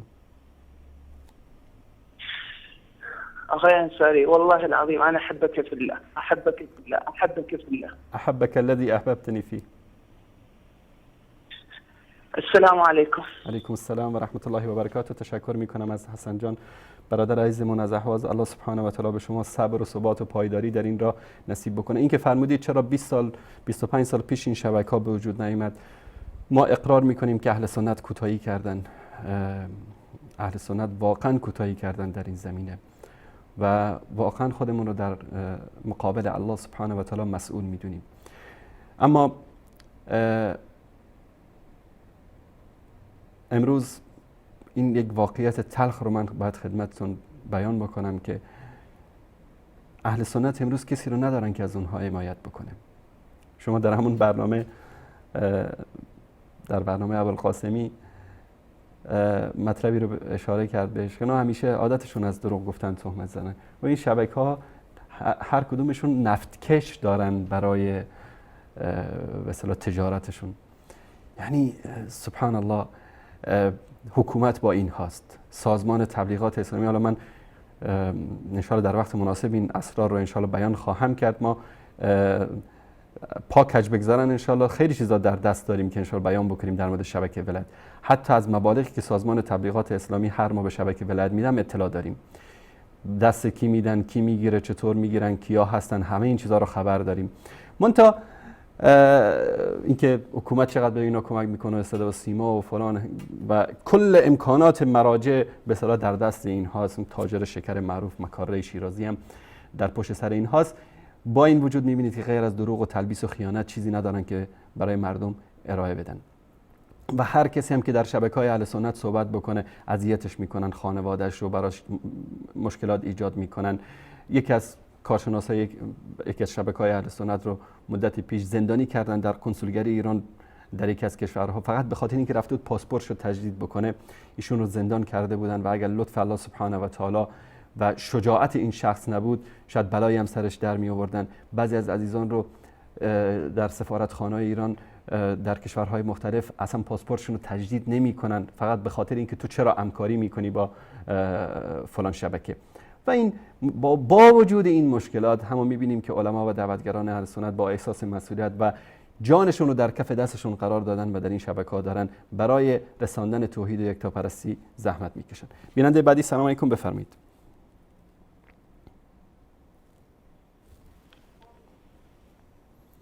سلام علیکم، بفرمایید. سلامت باشید. خودتون معرفی کنید، از کجا زنگ میزنید؟ یزدانی هستم از قم. آقای یزدانی از قم. جعفری؟ از قم. یزدانی از قم یا جعفری نمیدونم. بفرمایید. ارزم بزرگ شما وقتی چند شب پیش که آقای ابوالقاسمی این برنامه رو گذاشت، یک نفر تماس گرفت از افغانستان به نام نصیر احمد با شبکه ولایات به نام اهل سنت. اینا تماس بعدیش شد به نام محمد از تهران که هر دو نفر اینا از شبکه ولایت بود که تماس گرفتن با خودشون با ابوالقاسمی باشون صحبت کرد و خود برنامه. اگر خودت نگاه کنید و نگاه کنید کسی که هر دوستا همون کسی که به اسم نصیر احمد از افغانستان هم تماس گرفته بود و ادعا کرد که سنی هست در اون برنامه از شیعیان هزاره بود که اصلا لهجهش واضح بود که از شیعیان هزاره است. آیا اصلا شیعه نبود، از خود شبکه نبود، لهجهش به زبان افغانی چیز کرده بود.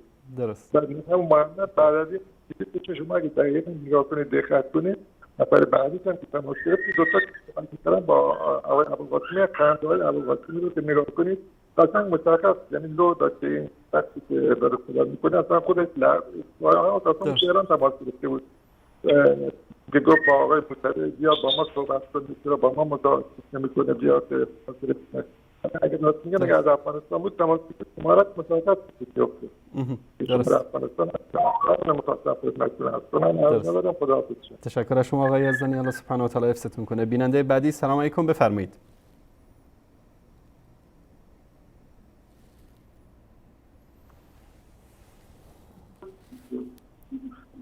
تماس بعدی سلام علیکم، بفرمایید. سلام علیکم. علیکم السلام و رحمت الله. وصال حق وصال حق بفرمایید. محمد از کرمانشاه. آقا محمد از تهران بفرمایید. آقا محمد سلام علیکم، خسته نباشید. سلامت باشید محمد آقا بفرمایید. یه خواهشی دارم ازتون. برنامه شما با آقای ترشاوی با هم مفتدم و شما دو نفر بیننده زیادی دارید. درست.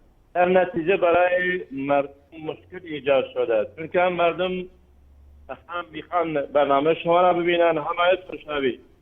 خواهش داریم ازتون برنامه تون عوض کنید، بالاخره با هم باشید. شما با آقای ترشاوی بیننده بسیار زیادی دارید و مردم براشون مشکل پیش میاد. یه دسته میخوان شما صحبت شما رو گوش بکنن، یه دسته میخوان صحبت آقای ترشاوی گوش بکنن. درست. در نتیجه من خواهش دارم ازتون برنامه تون تغییر بدید با آقای ترشاوی.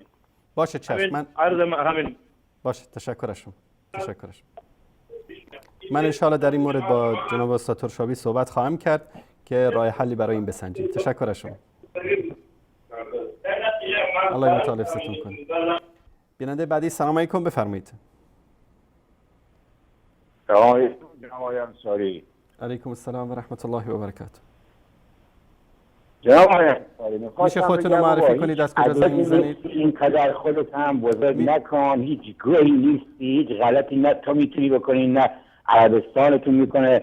ما اون سیف العربتون صدام رو به خاک سیاه نشوندیم، خاش بیفته تو و امثال تو و همه آل سعودی. عدد هیچ غلطی کاری نیست، هیچ گوهی نیست.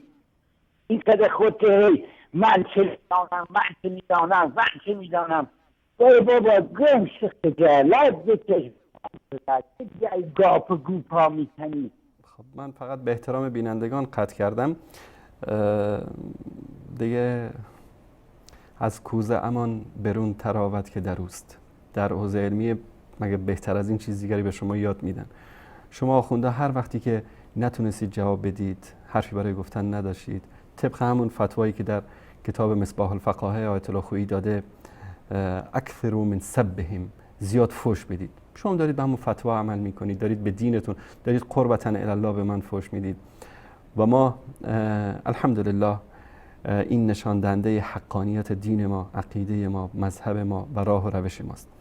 چون به رسول الله صلی الله علیه و سلم توهین کردن، فوش دادن و شما این دینتون هست، این دین عبدالله ابن سبع یهودی، دین عبدالله ابن ابی ابن سلول، دین ابو جهل، دین ابو لهب، که وقتی که حرفی برای گفتن نداشتن شروع می‌کردن به فحش دادن، به ناسزا گفتن، به اذیت و آزار.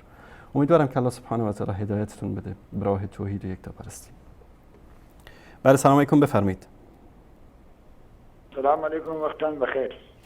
سلام و رحمت الله و برکاته. سلامت باشین. من محمد عمر هستم، از خون زنگ میزنم. آقای محمد عمر بفرمایید برادر عزیز. احوال شما سلامتین؟ الحمدلله. سلامت باشید، تشکر از شما. ناراحت حرف این رافضیان نباشین، اینا میان این حرفا رو میزنن، ما را آزار میدن. ما خیلی ناراحتیم از برخورد اینا کسی نیست. اینا خیلی ناراحتن از کارهای شما. شما مثل یک پتک آهنین بر سر این رافضیان میکوبین و اینا وضعشان خراب شده و حرفاشان عوض شده به خاطر اینکه این پتک آهنی که شما و شبکه کلمه بر سر این رافضیان میزنین اینا گیج شدن. اینا به حرف عوضی افتادن و به غلط کردن افتادن، مثل همون آقای خراسانی که هر بار یه حرفی میزنه.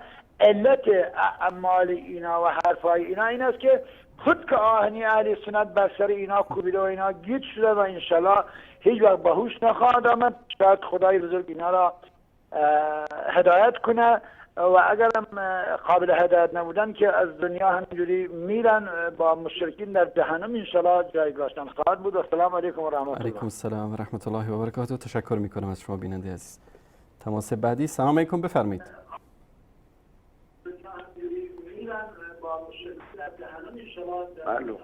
بله سلام علیکم بفرمایید. سلام علیکم. وصال حق.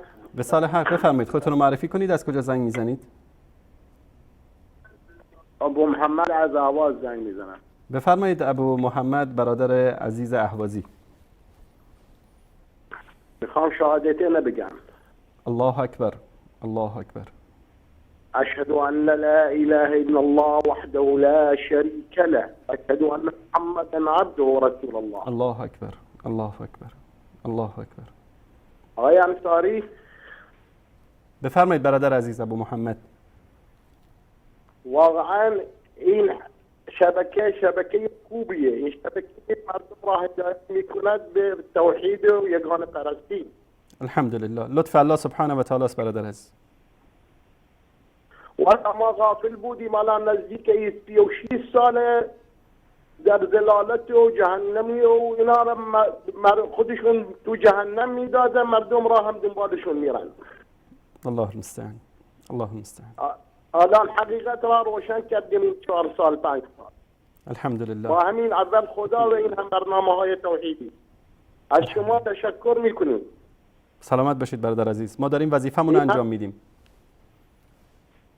دستتون در نکنه. نزدیک اهواز، نزدیک بیشتر از ربع اهواز همه سنی شدن. الحمدلله. الحمدلله. الحمدلله. خداحافظ. خدا نگهدارتون. تشکر از ابو محمد برادر عزیز اهوازیمون. بیننده بعدی سلام علیکم، بفرمایید. سلام علیکم آقای انصاری. علیکم السلام و رحمت الله و برکاته. خودتون رو معرفی کنید، از کجا زنگ میزنید؟ موسی هستم از مشهد. آقای موسی از مشهد. آقا موسی بفرمایید. مسیحی بودم من، از طریق شبکه شما مسلمان شدم. الله اکبر. لطف الله سبحانه و تعالی بوده برادر عزیز. بله. هم شهادتین بگم. الله اکبر. الله اکبر. اشهد ان لا اله الا الله اشهد ان محمدا رسول الله. الله اکبر. الله اکبر. الله اکبر. الله متعال حفظتون کنه و صبر و ثبات و پایداری نصیبتون کنه برادر عزیز در اینجا. تشکر میکنم از موسی برادر عزیز. تماسشون متاسفانه قطع شد. بیننده بعدی سلام علیکم، بفرمایید.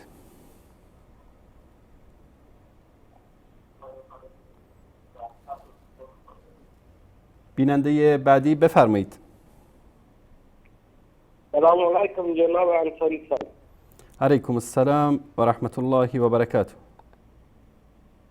ما از افغانستان به تماس شدیم و برنامه تان میبینم و گفته باشم دعایتان ما را فراموش نکنید. خدا سلامت.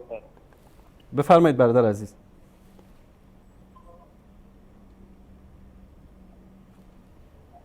بفرمایید، صدا شما داره پخش میشه. خب تماسشون قطع شد. بیننده بعدی سلام علیکم، بفرمایید.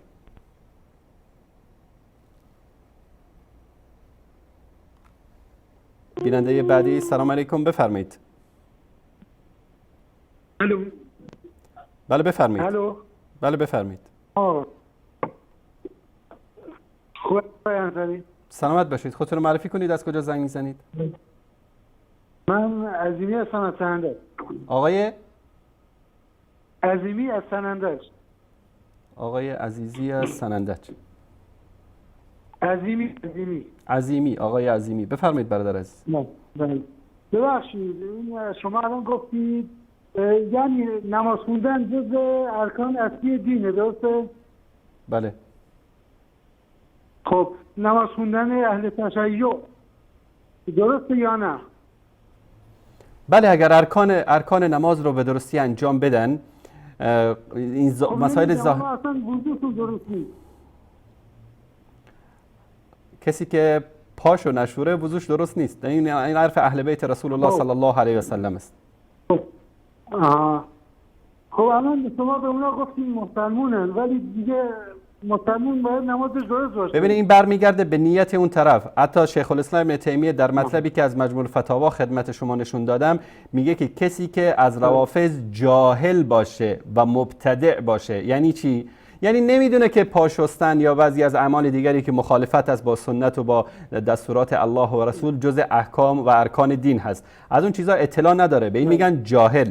مبتدع یعنی از سری مسائل پیروی میکنه، اونم برمیگرده به جهلش، از واقعیت اطلاع نداره. این میگه مسلمان است و در مسلمانیش هم کسی شک نداره، منتها جز شیعیان است. کسی که از جهل یک مسئله رو انجام میده، مثلا الان یک انسانی میره روی یک قبری میگه ای شیخ عبدالقادر جیلانی تو به من رزق و روزی بده و این انسان جاهله، نمیدونه که این کار شرک است. به نظر شما این انسان کافر است یا مسلمان؟ اجماع علمای اهل سنت، شیخ الاسلام ابن تیمیه، محمد ابن عبدالوهاب، همه میگن که این انسان مسلمان است، از اسلام خارج نیست. چون عذرش چی است؟ جهلش، چون نمیدانه. بله. خب یعنی دیگه مشکلی توی نیست؟ تشکر عظیمی برادر عزیز از سنندج، الله متعال حفظتون کنه. بیننده بعدی سلام علیکم، بفرمایید. ارزبینی هستم از حیات وحش.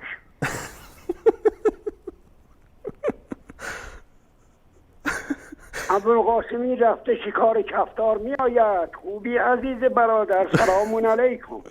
آقا محمد علیکم السلام و رحمت الله و برکاته. آقا محمد از برادران عزیز و بزرگوار و یعنی شاید بگیم مسن‌ترین بیننده ما هستن. الله سبحانه و تعالی 2 سال تقریبا پیش ایشون رو به راه توحید و یکتاپرستی هدایت داد. بفرمایید برادر عزیز. شما خیلی محبت داری برادر، من گفتم یه ذره بخندی. الله متعال این آقایی که این یارو زنگ زده بود، شما قطع کردی یا خودش قطع کرد؟ نه، من به احترام بینندگان قطع کردم و الا بابا آخه میدونی چی شد؟ من این بابا ننش مرده بودن، با شما نبود که. این پدر مادرش مرد، زنش گفت برای بابا چی میخوای ببری سر قبرش؟ گفت شما نگفت که. الله المستعان، الله المستعان. این داشت اونی که واسه خیرات پدر مادرش میخواست ببره، داشت اونو میگفت از اینا ببریم واسه اون. الله المستعان. خب دیگه از اینا که توقعی نمیشه داشت بدای تو بشم من.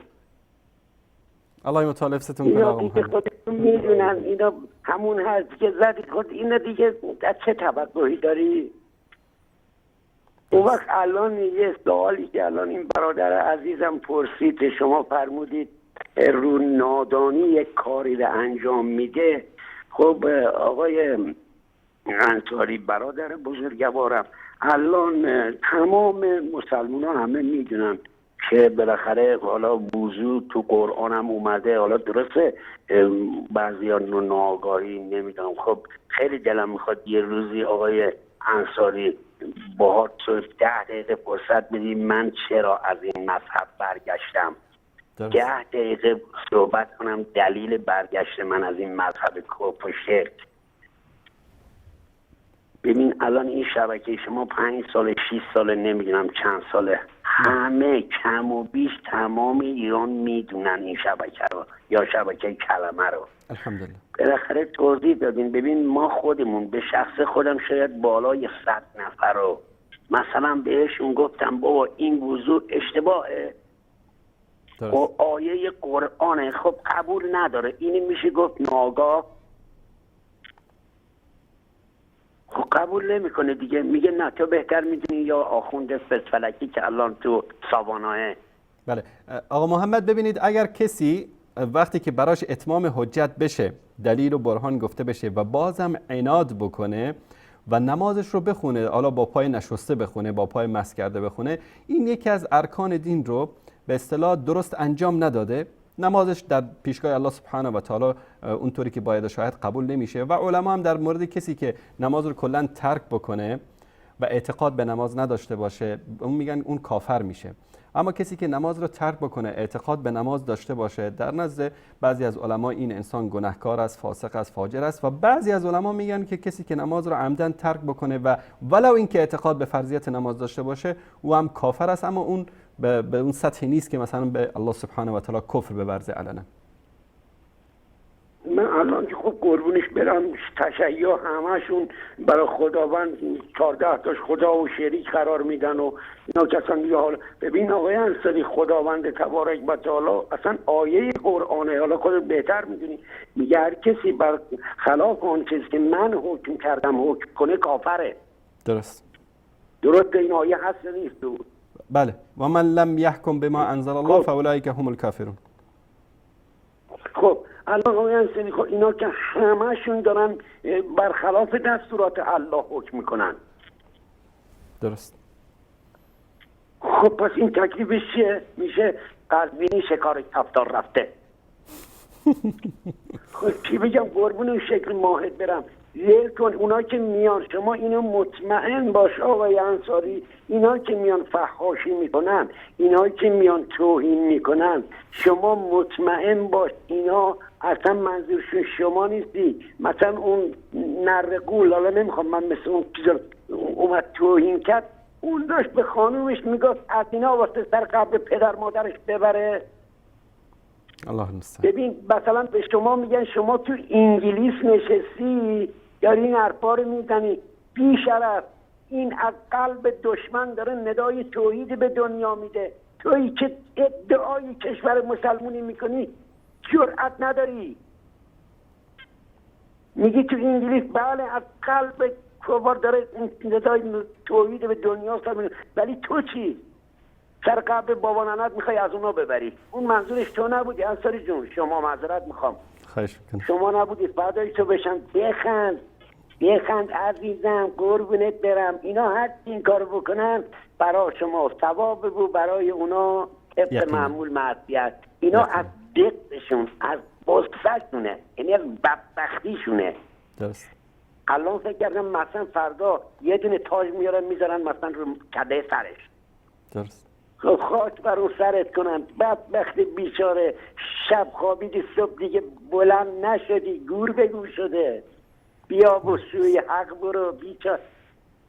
آقای انصاری من قابل نیستم، خودت میدونی. الله مطالبتون کنه. مرگتون بشن. الله فدات شم، مزاحم وقتت شدم، قربون اون چهره زیبات برم من. سلامت باشید. الله مطالبتون کنه. هر چی غم در دنیاست نداشته باشید تو دل این مشرکین بخوره، خدا لعنتشون کنه. ایشالله اگه قابل هدایتن هدایت کنه، اگه نیست خودش میدونه ریشه کن کنه. آمین. اون آقا الان میدونم اون آقایی که تماس گرفت داره میشنوه. تو چجوری الان جلو خانوادت نشستی خجالت نمیکشی؟ نرقول مثلا زنگ میزنی برای بابا ننت میخوای خیرات اونو ببری، خب ببر. خب ببردی اون خیر ما به شما نبود آقا انصاری، به دل نگیر. من فدای تو بشم، قربونتم برم. سلامت باشید. الله مدد. الله مدد. الله مدد. به احمد جانم سلام برسون. علیکم علیه السلام. برم که ابوالقاسمی یک کفتار شکار کرد بیاره. خدا حافظ. خدا نگهدار. فدای تو بشم. شبت بخیر. خدا. شب شما بخیر. خدا نگهدارتون. بیننده بعدی سلام علیکم، بفرمایید. عرض ادب دارم خدمت شما آقای انصاری. بفرمایید. باز در این هفته باز مزاحم شما شدم. البته من منتظر شما زیاد ماندم در اون هفته، متاسفانه که از یادتان رفت. نه از یاد من نرفته، انشالله در نوبت هستید، من حتما تماس میگیرم با شما. خیر ببینید، سلامت باشین. البته من راجع به برنامه اطلاع ندارم، ولی خب به هر حال مثل همیشه باید محکوم کنیم، به خاطر از که کلا معضلات و بدبختی هایی که در جهان اسلام وجود داره همین فتنه روافض هست. امروز افغانستان مردمش هم که بدبختی میکشه، کلا یکی از دستان کثیفی که در بدبختی مردم افغانستان هم شامل هست دستان حاکمیت فتنه انگیز رژیم خمینی در ایران هست. فقط همه میگم و یک سخنی که من گوش کردم که شیعیان معتقدن که ما متاسفانه حرامزاده هستیم. باید بلا نسبت به عرض برسانم که واقعا شیعی را ندیدم که حلال زاده باشه. متاسفانه زنان کل ایرانی، یعنی اون زنانی که آقای لغمانی برادر عزیز تعمیم کل صادر نکنید. من با این فرموده شما مخالف هستم. ایرانی ها یکی از ملت های شریف دنیا هستند و هیچ ایرانی با غیرت، هیچ زن و مرد با غیرت ایرانی حاضر نمیشه که کسی با خواهرش با دخترش صیغه بکنه. این گروه اندکی هستن، همین آخوندها و دار و دسته اینا که اینا اصلا خودشون ایرانی نیستن، بیان ثابت بکنن که خمینی ایرانی است. یک سیک هندوزاده هندی. من معذرت میخوام آقای انصاری، جناب بزرگوار، ما طرف ما فارسی زبان ایرانی هست، باید خود ایرانی ها در دهن یاخوندهشان بزنن. تو باور به خدا بگو که به اصطلاح اکثر یاخونده ایرانی را که من هم زبانم هست، من خودم هم پارس هستم، ما هم زبان ما هستن. وقتی میشنوم که به اصطلاح من پارس را به خاطر عقیده و کجروی های اخلاقی و نمیفهم فکریشان حرامزاده میگن، خب من از ایرانی چی انتظار دارم؟ بالاخره باید در دهن هر آخوند بلا نسبت به اصطلاح کتیفشان بزنه که چرا این گونه به اصطلاح حماقت میکنه، یا اون گذشتگانشان این چونین نوشتن.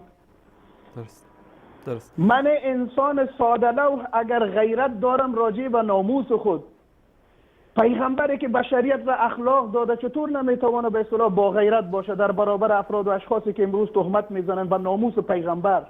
من که یک انسان مثل خس اهمیت ندارم در کره زمین. بنابراین جناب انصاری، من نمیگم کل، ولی اکثریت قاطع شیعه متاسفانه پیرو همین آخونده. شما در دنیا نشان بدین که رهبر شیعه جز آخوند کسی دیگه باشه. شیعه جماعت متاسفانه مقلدین و آخوندانشان هستند. به همین خاطر انتظار داریم که باید خود جوانان شیعه، خود برادران شیعه ما در دهن آخوندهشان بزنن، نگذارن که این همه جرم و جنایت بکنن، این همه توهین و اهانت بکنن. در صدا و سیمای ایران چه توهین های صورت میگیره، از جمله یک آخوند بیدانش و نفهمشان به نام دانشمند، این قزوینی و امثال اینها، کی باید جواب اینها را بده؟ ما تروریسم را در تمام اشکالش محکوم میکنیم، ولو که تروریسم دولتی باشه یا مثلا گروهی و جناحی و حزبی و امثال اونها. امروز در افغانستان، در عراق، در سوریه جنایات کی میکنه؟ از برای خدا مردم سوریه چه گناه کردن؟ جرمشان همین است که یک دیکتاتور شیعه را نمیخواین. اما از افغانستان و از دیگه کشورها تروریست جمع میکنن، میرن اونجا قتل عام میکنن مردم بیگناه و بی‌دفاع مردم سوریه و عراق و افغانستان و تمام دنیا را چی حال انداختن. من انتظار دارم از شیعه، باور به خدا بکنم، من کتی شیعه هیچم سلام علیک دارم، اما انتظار دارم از پیششان که بالاخره زنگ بزنن با آخوندهشان بگوین که چرا این گونه شما میگن سنی خو اینطوری نیست. بالاخره کتی ما زندگی میکنن، غیرتی ترین فرد در این مهاجرین مستم در این منطقه‌ای که زندگی میکنم. صدای مرا میشنون. من مطمئنم آقای انصاری که برنامه شما را کل شیعه ها میشنون، میبینن. من یک شیعه را ندیدم که روزه بگیره، یک شیعه را ندیدم که 5 وقت نماز بخونه. باور کنید من ندیدم. در داستان ها هرچی وجود داره. خود جهان سپاس، بسیار ممنون. من بازم معذرت میخوام که به اصطلاح کسی از من ناراض نشده باشه. نه خواهش میکنم. من با عنوان یک انسان گناهکار از همه معذرت میخوام، ولی انتظار داریم این گونه. جهان سپاس، تشکر. خدا عزتتون بده. سلام علیکم و رحمت الله. سلام علیکم و رحمت الله. دوستان عزیز، سعی بکنیم که هیچ وقت تعمیم کل ندیم، یعنی نه اینکه همه اینطوری هستن، همه ایرانی ها، همه افغانی ها، همه ترک ها، همه عرب ها. در هر قوم، در هر قبیله، در هر نژاد، در هر کشور انسان‌های خوبم هستن، انسان‌های بدم هستن. من یقین دارم و من زندگی کردم، دیدم که یعنی میتونم با صراحت بگم که بیش از 80% ملت ایران اکثر این اعتقادات خرافی که در مورد اهل سنت، در مورد اهل بیت، در مورد صحابه، در مورد اینا رو قبول ندارن. و اینکه امروز چرا همه نمیتونن صدا در بیارن. شما دیدید که در انتخابات سال 88 خود با شیعیان خودشون چگونه برخورد کردن در کهریزک، در ایوین. و این یقین رو داشته باشید به مجرد که این حکومت ان شاء الله باذن الله تعالی از بین بره، ببینید که چگونه دسته دسته و گروه گروه ملت ایران اعلان انزجار و تنفرشون رو از این آخوندها اعلان خواهند کرد. تماس بعدی. سلام علیکم، بفرمایید. سلام علیکم. علیکم السلام و رحمت الله. و علیکم السلام و رحمت الله. میخوایم با برادر انصاری صحبت داشتیم. بفرمایید، دارید با من صحبت میکنید، صداتون داره پخش میشه، بفرمایید. صدا شما پخش نمیشه؟ خب صدا با تأخیر پخش میشه از طریق تلویزیون. شما لطفاً از طریق تلفن با ما صحبت کنید، بفرمایید. شما آقای انصاری چی؟ آقای انصاری صحبت میکنید. والا همه دارن میبینن که من انصاری هستم، شما شک دارید؟ خب من یک نکته را اینجا بارها یادآور شدم. عزیزان، شما صدا و تصویر ما را از طریق تلویزیون با 5 الی 6 ثانیه تأخیر میبینید. پس وقتی که تماستون برقرار میشه لطفاً صدای تلویزیون رو ببندید و با گوشی تلفن صحبت کنید. ما تماس ها از اتاق فرمان نمیگیرن، مستقیما داخل برنامه تلفن جلوی من هست، من از همینجا تماس ها رو میگیرم. بیننده بعدی، سلام علیکم، بفرمایید. الو سلام. علیکم السلام و رحمت الله. خسته نباشید. انصار شما خوبه؟ عباس آقا برادر بزرگوار، بفرمایید. من در خدمتم انصاری. من چند وقتی میخواستم تماس بگیرم خب نمیشد، شانسمون نبود. از یه بابت من الان خواستم یک معذرت خواهی کنم از بابت آقایی که توهین کرده بود به شما. من خواستم از حال ایران از شما معذرت خواهی کنم. خواهش میکنم.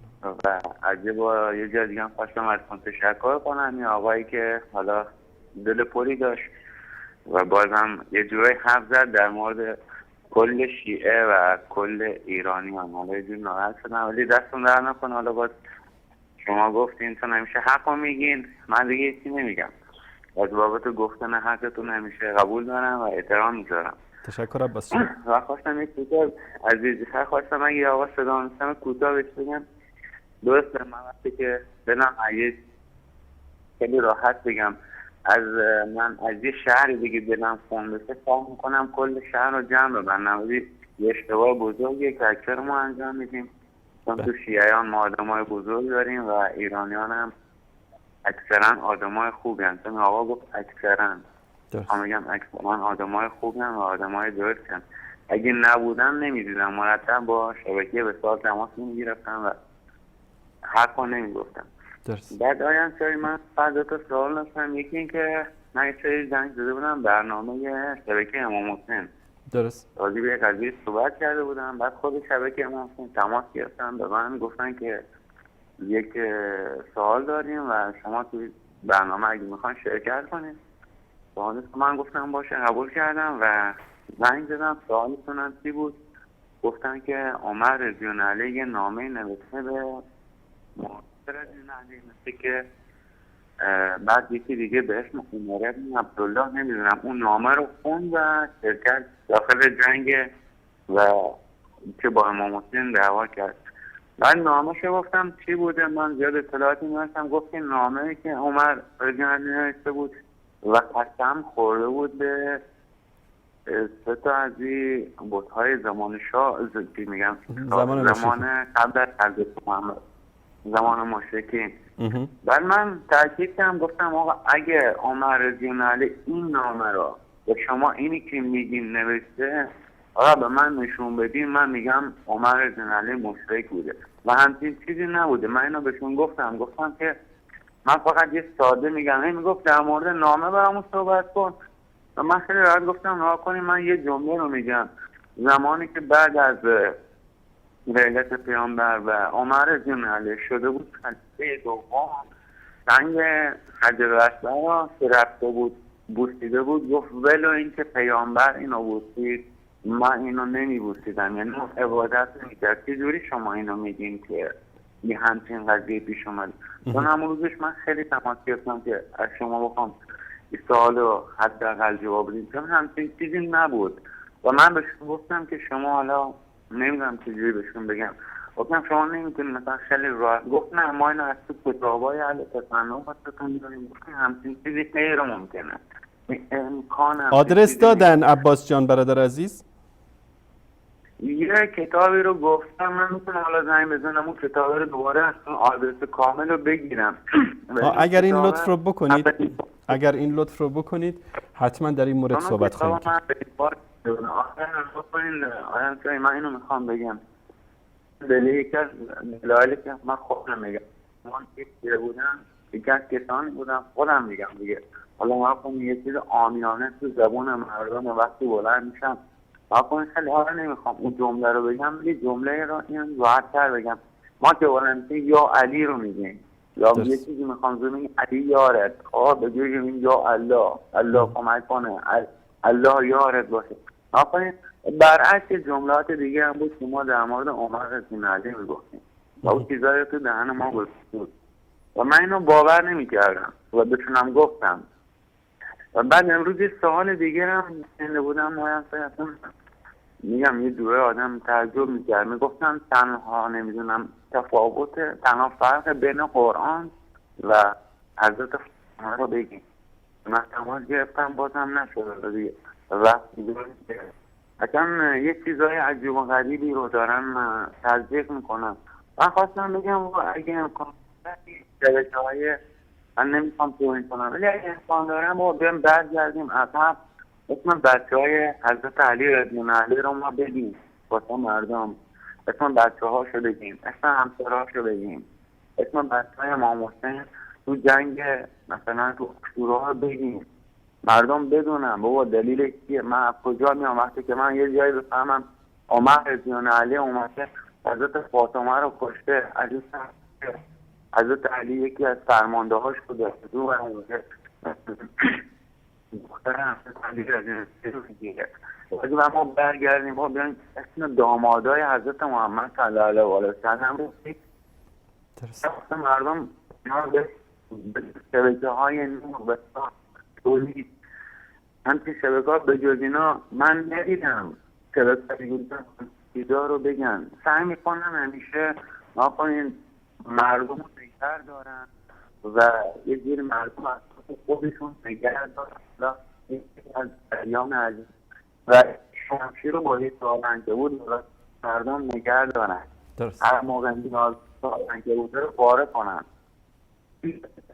برگه میزن اگر برای چی برده همون ملد باید دل کوهی شد دلیلش چیه؟ چون نمیدونه الان ایران چه خبره، خبر از یک قضایی نداره. درست. از شما تشکر میکنم. تشکر عباس لطف میکنید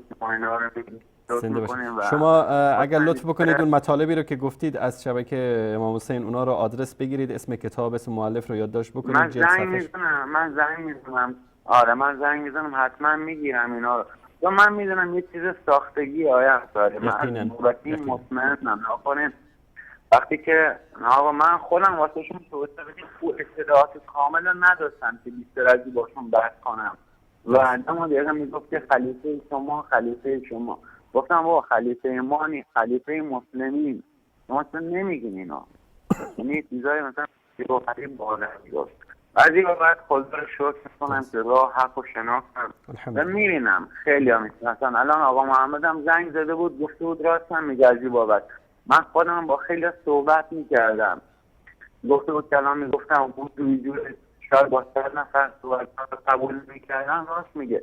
من تا خودم هم صحبت میکردم میگفتم با خیلی راحت میگفتم تو میدونی پیامبر چند تا تو میدونی چند تا دختر داشت، تو میدونی چند تا داماد داشت، هیچکی خبر نداشت. میگفتم مثلا تو خود محرم از سوال میکردم میگفتم میتونه اسم بچه های امام حسن رضی الله عنه و بچه امام حسین رضی الله عنه رو بگین، اسم اما وقتی که میگفتم با شم دایی ابوالفضلی بود شما باب الحوادث خودتون تصادف کنید، اما اگه بخوام از کجاشو باید بگیریم یه همچین چیزی خیلی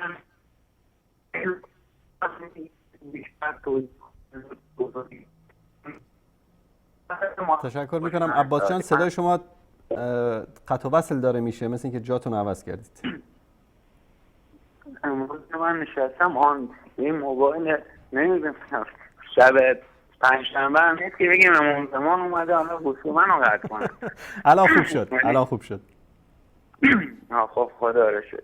خواستم توضیحات اینا رو واسه بیشتر بگم. بچه های امام حسن رضی الله عنه، امام حسین رضی الله عنه کیا بودن؟ دایی ابوالفضلی که باب الحوائج میخونه نیست کیه؟ درست.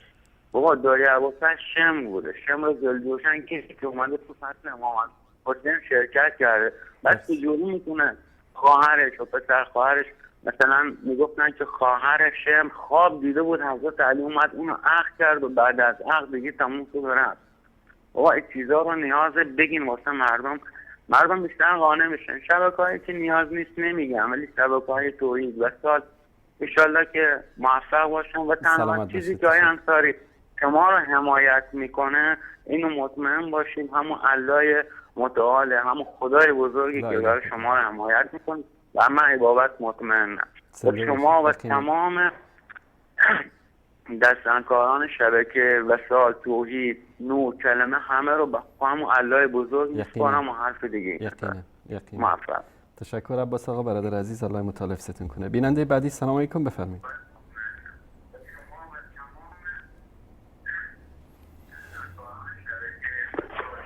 بله سلام علیکم بفرمایید. بیننده بعدی سلام علیکم، بفرمایید. سلام علیکم آقا. علیکم السلام و رحمت الله و برکاته. سلام علیکم، بفرمایید. آقای انصاری. بله بفرمایید برادر عزیز، لطفا صدای تلویزیونتون رو ببندید. من از اهواز زنگ میزنم، تازه زنگ زدم. بفرمایید برادر عزیز اهوازی. محمد. آقای انصاری، این آیه هست تو سوره الزمر. کدوم آیه؟ آیه هست بسم الله الرحمن الرحیم ولقد اوحی الیک و الی الذین من قبلک لئن اشرکت لیحبطن عملک و تکونن من الخاسرین. بله. این که میشه ترجمه کنید برای من؟ باشه چشم. دستتون در نکنه آقای الخ. زنده باشید، الله مطالعه‌تون کنه. ان شاء الله در مورد این آیه هم صحبت می‌کنیم. بیننده بعدی سلام علیکم، بفرمایید. چی؟ بله سلام علیکم، بفرمایید. وصال حق؟ وصال حق، بفرمایید. آقای انصاری؟ بفرمایید.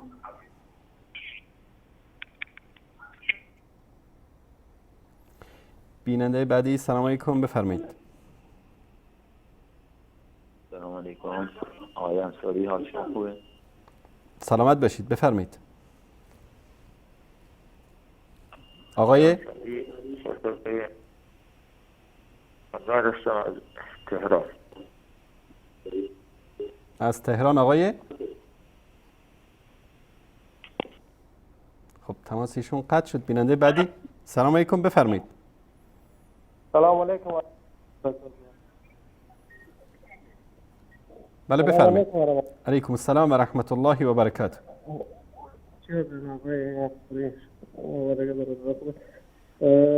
تشکر بسیار از آقای انصاری از این معلوماتی که شما داره.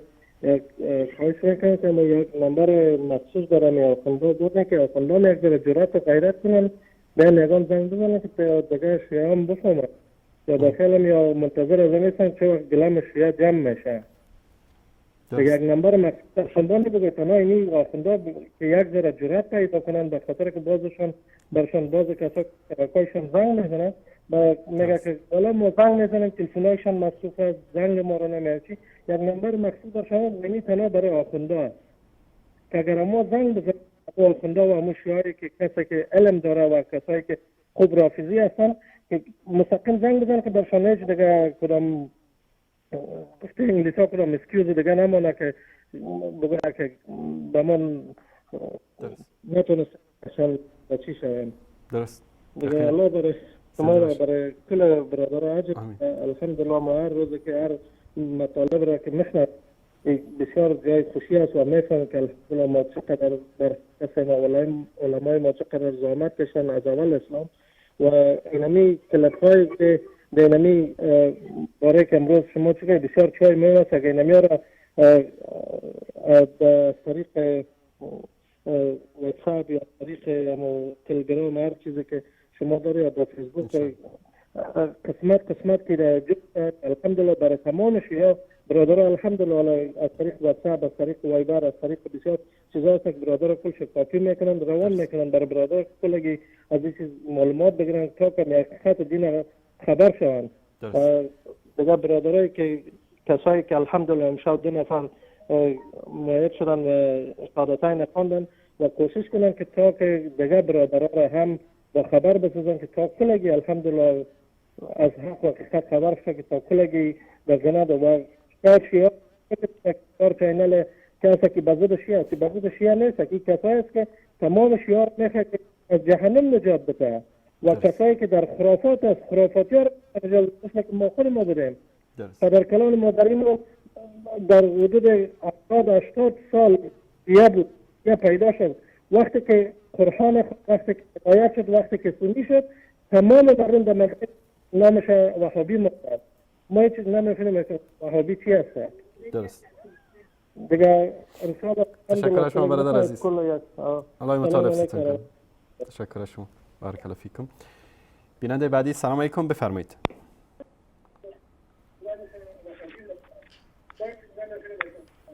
بیننده گرامی لطفاً صدای تلویزیون رو ببندید و با گوشی تلفن صحبت کنید. بفرمایید.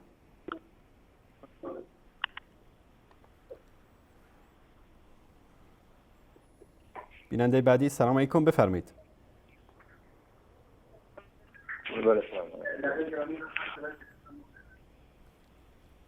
بفرمایید. سلام علیکم. علیکم السلام و رحمت الله. از افغانستان با تماس خواستم از شما تشکری کنیم که برنامه خوبتان. تشکر. میشه که تایم برنامه تانه کم پیشتر بردین افغانستان برسیدن 11 می شود. از درکان گفته نداشت شما خیلی تشکر از شما. الله متعال کنه. خدا. تشکر از شما. من ان شاء الله برادران و خواهران عزیزمون در افغانستان و تاجیکستان میدونم که واقعا دیر است اونجا. الان مثلا در تاجیکستان ساعت 12 شب است و در افغانستان 11 و نیم شب. ما تقریبا حدود 2.5 ماه دیگه که ماه مبارک رمضان میاد و برنامه آن روسه که متوقف میشه به مدت 1 ماه. بعد از رمضان ان شاء الله سعی خواهیم کرد که طوری برنامه رو تنظیم بکنیم که یعنی شروع برنامه و انتهای برنامه یک جمع بشه بین این که سه کشور ایران، افغانستان و تاجیکستان که همه دوستان بتونن در وقت مناسب برنامه رو ببینن. دوست عزیزمون در مورد تفسیر آیه پرسیدن. این آیه یک نوع ارتباطی داره با یک مطلبی که من جزء کلیپ هایی بود که میخواستم امشب در موردش صحبت بکنم. این کلیپ رو پخش میکنیم.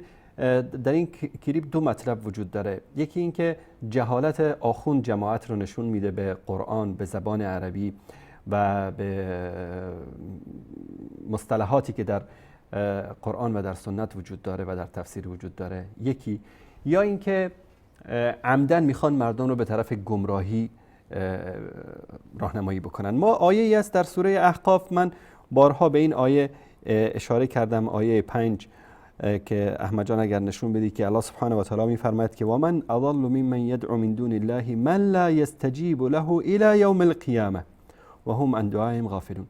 میگه که چه کسی گمراه‌تر است از آن که معبودی غیر از الله را میخواند که تا روز قیامت هم دعای او را اجابت نکند و آنها یعنی آن معبودان باطل از خواندن و دعای ایشان کاملا بیخبرند. یک میاد میگه یا علی تا روز قیامت حضرت علی دعای تو رو استجابت نمیکنه. یک نمونه بیارید که در طول تاریخ یکی از این بزرگواران اومده باشه گفته باشه بله بفرمایید.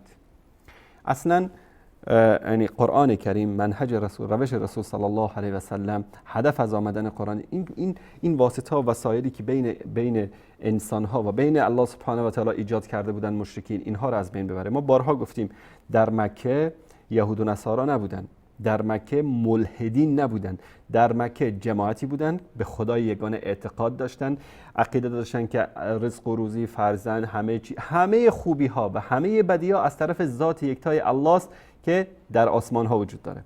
این اعتقادشون بود، همه به این اعتقاد بودن. بعد میگفتن وقتی پیامبر صلی الله علیه و سلم قرآن رو نازل کرد و آیات الهی اومد اینو دو اصرار کردن به کفرشون. بعد سوال و جوابی بین اینها و بین رسول الله صلی الله علیه و سلم صورت گرفت که این معبودانی که میپرستید، این بت‌ها، اینا رو چرا میپرستید؟ گفتن که ما نعبدهم الا لیقربونا الی الله زلفا، ما اینها رو پرستش نمی‌کنیم، اینا اصلا وسیله رسیدن، واسطه هستن برای رسیدن ما به پیش کی؟ به پیش الله سبحانه و تعالی. همین حرفی که آخوندا امروز میگن، میخوای رئیس جمهور رو ببینی، بعد با رئیس دفترش تماس بگیری، بعد از موعد بگیری، بعد ایشون واسطه بشه، بعد تو رو پیش رئیس جمهور ببره. در حالی که الله سبحانه و تعالی در قرآن کریم میگه نحن اقرب الیه من حبل الورید، ما اشاره گردن به اون نزدیکتر هستیم. ادعونی استجب لکم، مرا بخوانید تا اجابت بکنم، الی آخری که آیاتی که بارها در این مورد ما صحبت کردیم. وقتی بیننده شیعه متاثر شده، این آیه رو شنیده از زبان من، از زبان غیر من، از توی شبکه دیگه، از شبکه‌های اهل سنت، تماس میگیره به یکی از این شبکه‌های شرکی و شیطانی و میپرسه در مورد این آیه. ببینید که چگونه تلبیس میکنه. با هم این کلیپ رو میبینیم.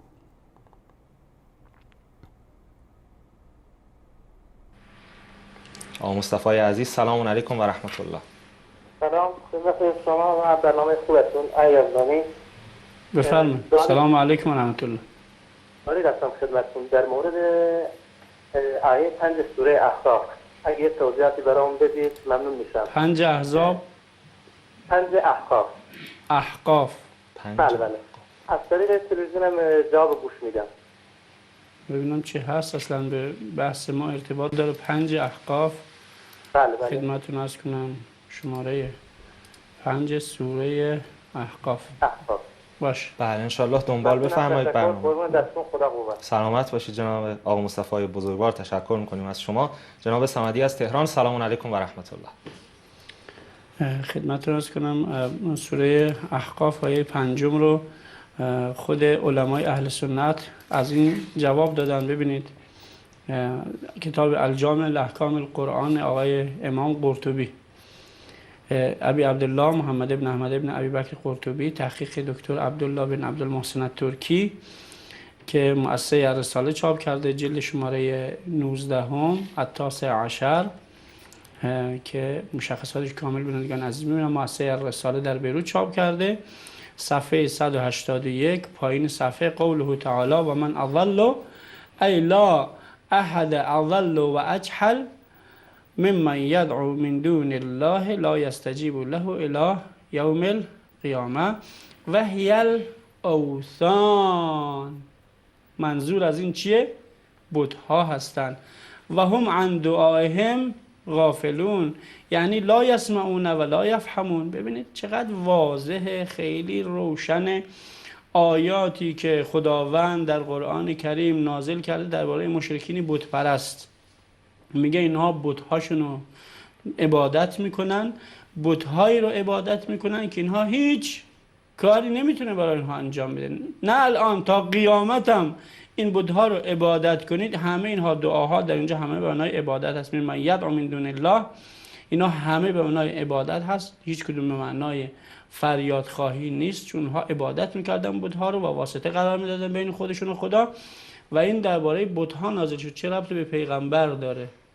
چه ربطی به صالحین داره؟ چه ربطی به ائمه داره؟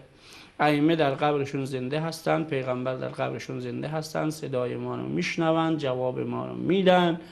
همونطوری که تمام صحابه به پیغمبر استغاثه میکردن بعد از وفاتش. تمام صحابه به دستور عایشه رفتن به قبر پیغمبر استغاثه کردن. آیا همشون مشرک بودن؟ آیا همشون کافر بودن؟ سند روایت هم معتبر، ما در همین برنامه راه براه مفصل برنامه‌شو روایت سندش رو بررسی کردیم، تک تک روایتش رو بررسی کردیم و ثابت کردیم که صحیح. اشکالاتی که آقای البانی گرفته بود هیچ کدوم وارد نبود، روایت کاملا معتبر. همونطور که علمای اهل سنت گفتن و استدلال کردن و تصریح کردن که این روایت استغاثه همسر پیغمبر به قبر رسول خدا رو ثابت میکنه و استغاثه تمام صحابه که از دستورشون اطاعت کردن. خب این آیات همه درباره بت هاست. شما پیغمبر و بت رو میاد در کنار هم قرار میدید، مؤمنین و مشرکین رو در کنار هم قرار میدید تا به اون هدف پلیدی خودتون برسید که بگه استغاثه جایز نیست. خب اگه استغاثه جایز نیست، صحابه همه مشرک، تابعین همه مشرک، علمای اهل سنت، ائمه اربعه اهل سنت همه مشرک میشن. آقای شافعی میاد روی قبر ابو حنیفه استغاثه میکنه، ابو حنیفه خودش استغاثه میکنه، احمد ابن حنبل استغاثه میکنه، مالکتون استغاثه میکنه به قبر پیغمبر. اینا همش مستنداتش موجود هست. اگر اینها شرک باشه، تمام علمای اهل سنت در تمام قرون مشرکن. ما 114 نفر از علمای اهل سنت رو اونجا آوردیم، مستنداتشون نشون دادیم که همه اینها استغاثه کرده بودن. آیا همه مشرکن؟ اگر اینطوری باشه فقط میمونه محمد ابن عبدالوهاب و پیروانش. خود ابن تیمیه هم در جاهای استغاثه کرده. خود ابن تیمیه هم در جاهای روایات رو که استغاثه رو ثابت میکنه تصحیح کرده که ما اینها رو قبلا نشون دادیم. از جمله همین روایت استغاثه عایشه به قبر پیغمبر رو ایشون خودش در کتاب اقتضاء الصراط المستقیم خودش آورده و بهش استدلال کرده. بله. و روایات دیگه. بله خدمتتون. بسیار عالی. بله بسیار عالی. ایشون اومد این آیه رو از کتاب تفسیر امام قرطبی نشون داد و اینجا اومد اوثان رو در اینجا اوثان گفت که اینها بت‌ها هستن. یک بار دیگه این مطلب رو ببینید. اوثان منظور از این چیه؟ بت‌ها هستن. و هم عن دعائهم غافلون. اینجا تفسیر قرطبی رو این مطلب رو از اینجا نشون میده. بعد از اون دیگه شروع میکنه مزخرفاتی که بعد از اون گفت و فلان گفته و ائمه اهل سنت و استغاثه کردن و فلان، اینا همه تلبیسات ابلیس هست که اینها انجام دادن و بارها ما در این مورد صحبت کردیم. اما اینش خیلی مهم است که اینها حالا به امام حنیفه دروغ بستید، جواب دادیم. به احمد ابن حنبل دروغ بستید، جواب دادیم. به ابن تیمیه دروغ بستید، جواب دادیم. به محمد ابن عبدالوهاب دروغ بستید، این ابوالقاسمی اول برنامه پخش کردم، جواب دادید. به الله متعال هم دروغ میبندید. میگه اینجا اوثان یعنی بت‌ها. این یکی از همین احمق‌هایی که تو شبکه ولایت برنامه داره همین آخونده است و در مورد بیشوری و حماقت و جهالت اینها هر چی بگیم کم است و من این کلمات رو که در مورد اینا استفاده میکنم برای هر کدومش دلیل دارم. ما دو چیز داریم در قرآن، یکی اصنام داریم، یکی اوثان داریم، وثن، یکی صنم. صنم مطلق به چی گفته میشه؟ به بت‌ها گفته میشه. هر بتی که از چوبی، سنگی، آهنی چیزی که درست بکنن بهش میگن صنم. وثن یا وثن که به سه نقطه که میاد، این به هر چی که من دون الله پرستش بشه، بت، پیامبر، ولی، اهل بیت، صحابه، شیخ عبدالقادر جیلانی، درخت، چوب، مشهد، کربلا، نجف، هر چیزی که من دون الله پرستش بشه، درخت، فیل، شتر، تمساح، اینا که میپرستن در دنیا، در هند خواستن 700-800 خدا وجود داره در اونجا برای اونها. هر چیزی که من دون الله پرستش بشه بهش میگن وثن، جمعش میشه اوثان. اما صنم و اصنام فقط به بت‌هایی گفته میشه که از چوب و سنگ و این چیزا درست میکردن. یکی از علما که من یک مطلب رو اینجا خدمتتون نشون میدم در این مورد خیلی جالب بیان میکنه. این کتاب القول المفید علی کتاب التوحید، محمد بن صالح العثیمین، در اینجا الوثن کل ما عبد من دون الله، وثن هر چیزی که من دون الله پرستش بشه، من شجر او حجر سواء نحت او لم ینحت، کسی که من دون الله پرستش بشه، هر کسی که باشه، شجر باشه، حجر باشه، سواء که این رو بت بسازن یا نسازن، این چی است؟ این وثن است. و الصنم یختص بما صنعه الآدمی، و صنم اون چیزی است که انسان اون رو بسازه. و حتی در تشکر میکنم احمد جان، در کتاب لسان العرب اینجا البته به صنم هم میشه وثن گفت. این کل یعنی بت‌هایی که وجود داشتن اوثان محسوب میشن، ولکن معنی کلی اوثان هر چی که من دون الله پرستیده بشه. اینجا کتاب لسان العرب هست، علامه ابوالفضل جمال الدین محمد ابن مکارم ابن منظور در جلد 12 این مطلب رو در اینجا در باب صنم، بله، صنم معروف واحد الاسنام، یکی باشه صنم میشه، جمعش میشه اصنام، چیزی که از ساخته میشه از خشب یا از نقره یا از نحاس. همچنین صنم و اصنام هو متخذ الها من دون الله، که اینها رو من دون الله چیکار میکردن؟ پرستش میکردن. و متخذ من آلهة فکان غیر صورة فهو وثن، اون چیزی که ساخته باشن، تو به شکل بت ساخته باشن، اون رو بهش میگفتن صنم. و اون چیزی که آلهه یعنی معبود خدا محسوبش بکنن، تصویری ازش نداشته باشن، به اون میگن وثن. وقيل الفرق بين الوثن والصنم أن الوثن ما كان له جثة من خشب أو حجر أو فضة ينحت ويعبد، والصنم صورة بلا جثة. یا گفتن که وثن و صنم فرقش این است که وثن چیزی که جثه‌ای داشته باشه، از خشب یا از سنگ، از چوب یا سنگ یا از نقره، که اون رو ساخته باشن به شکل بت و اینو پرستش بکنن، و صنم تصویری باشه که در اون جثه‌ای نباشه. این تعریف دیگری از ابن عرفه در این مورد صحبت کرده. علی کل حال آنچه که در بین یعنی علما درباره وثن و صنم هست، وثن هر چی که من دون الله پرستش بشه، خواه امامزاده باشه، خواه پیغمبر باشه، خواه درخت باشه، هر چی که باشه.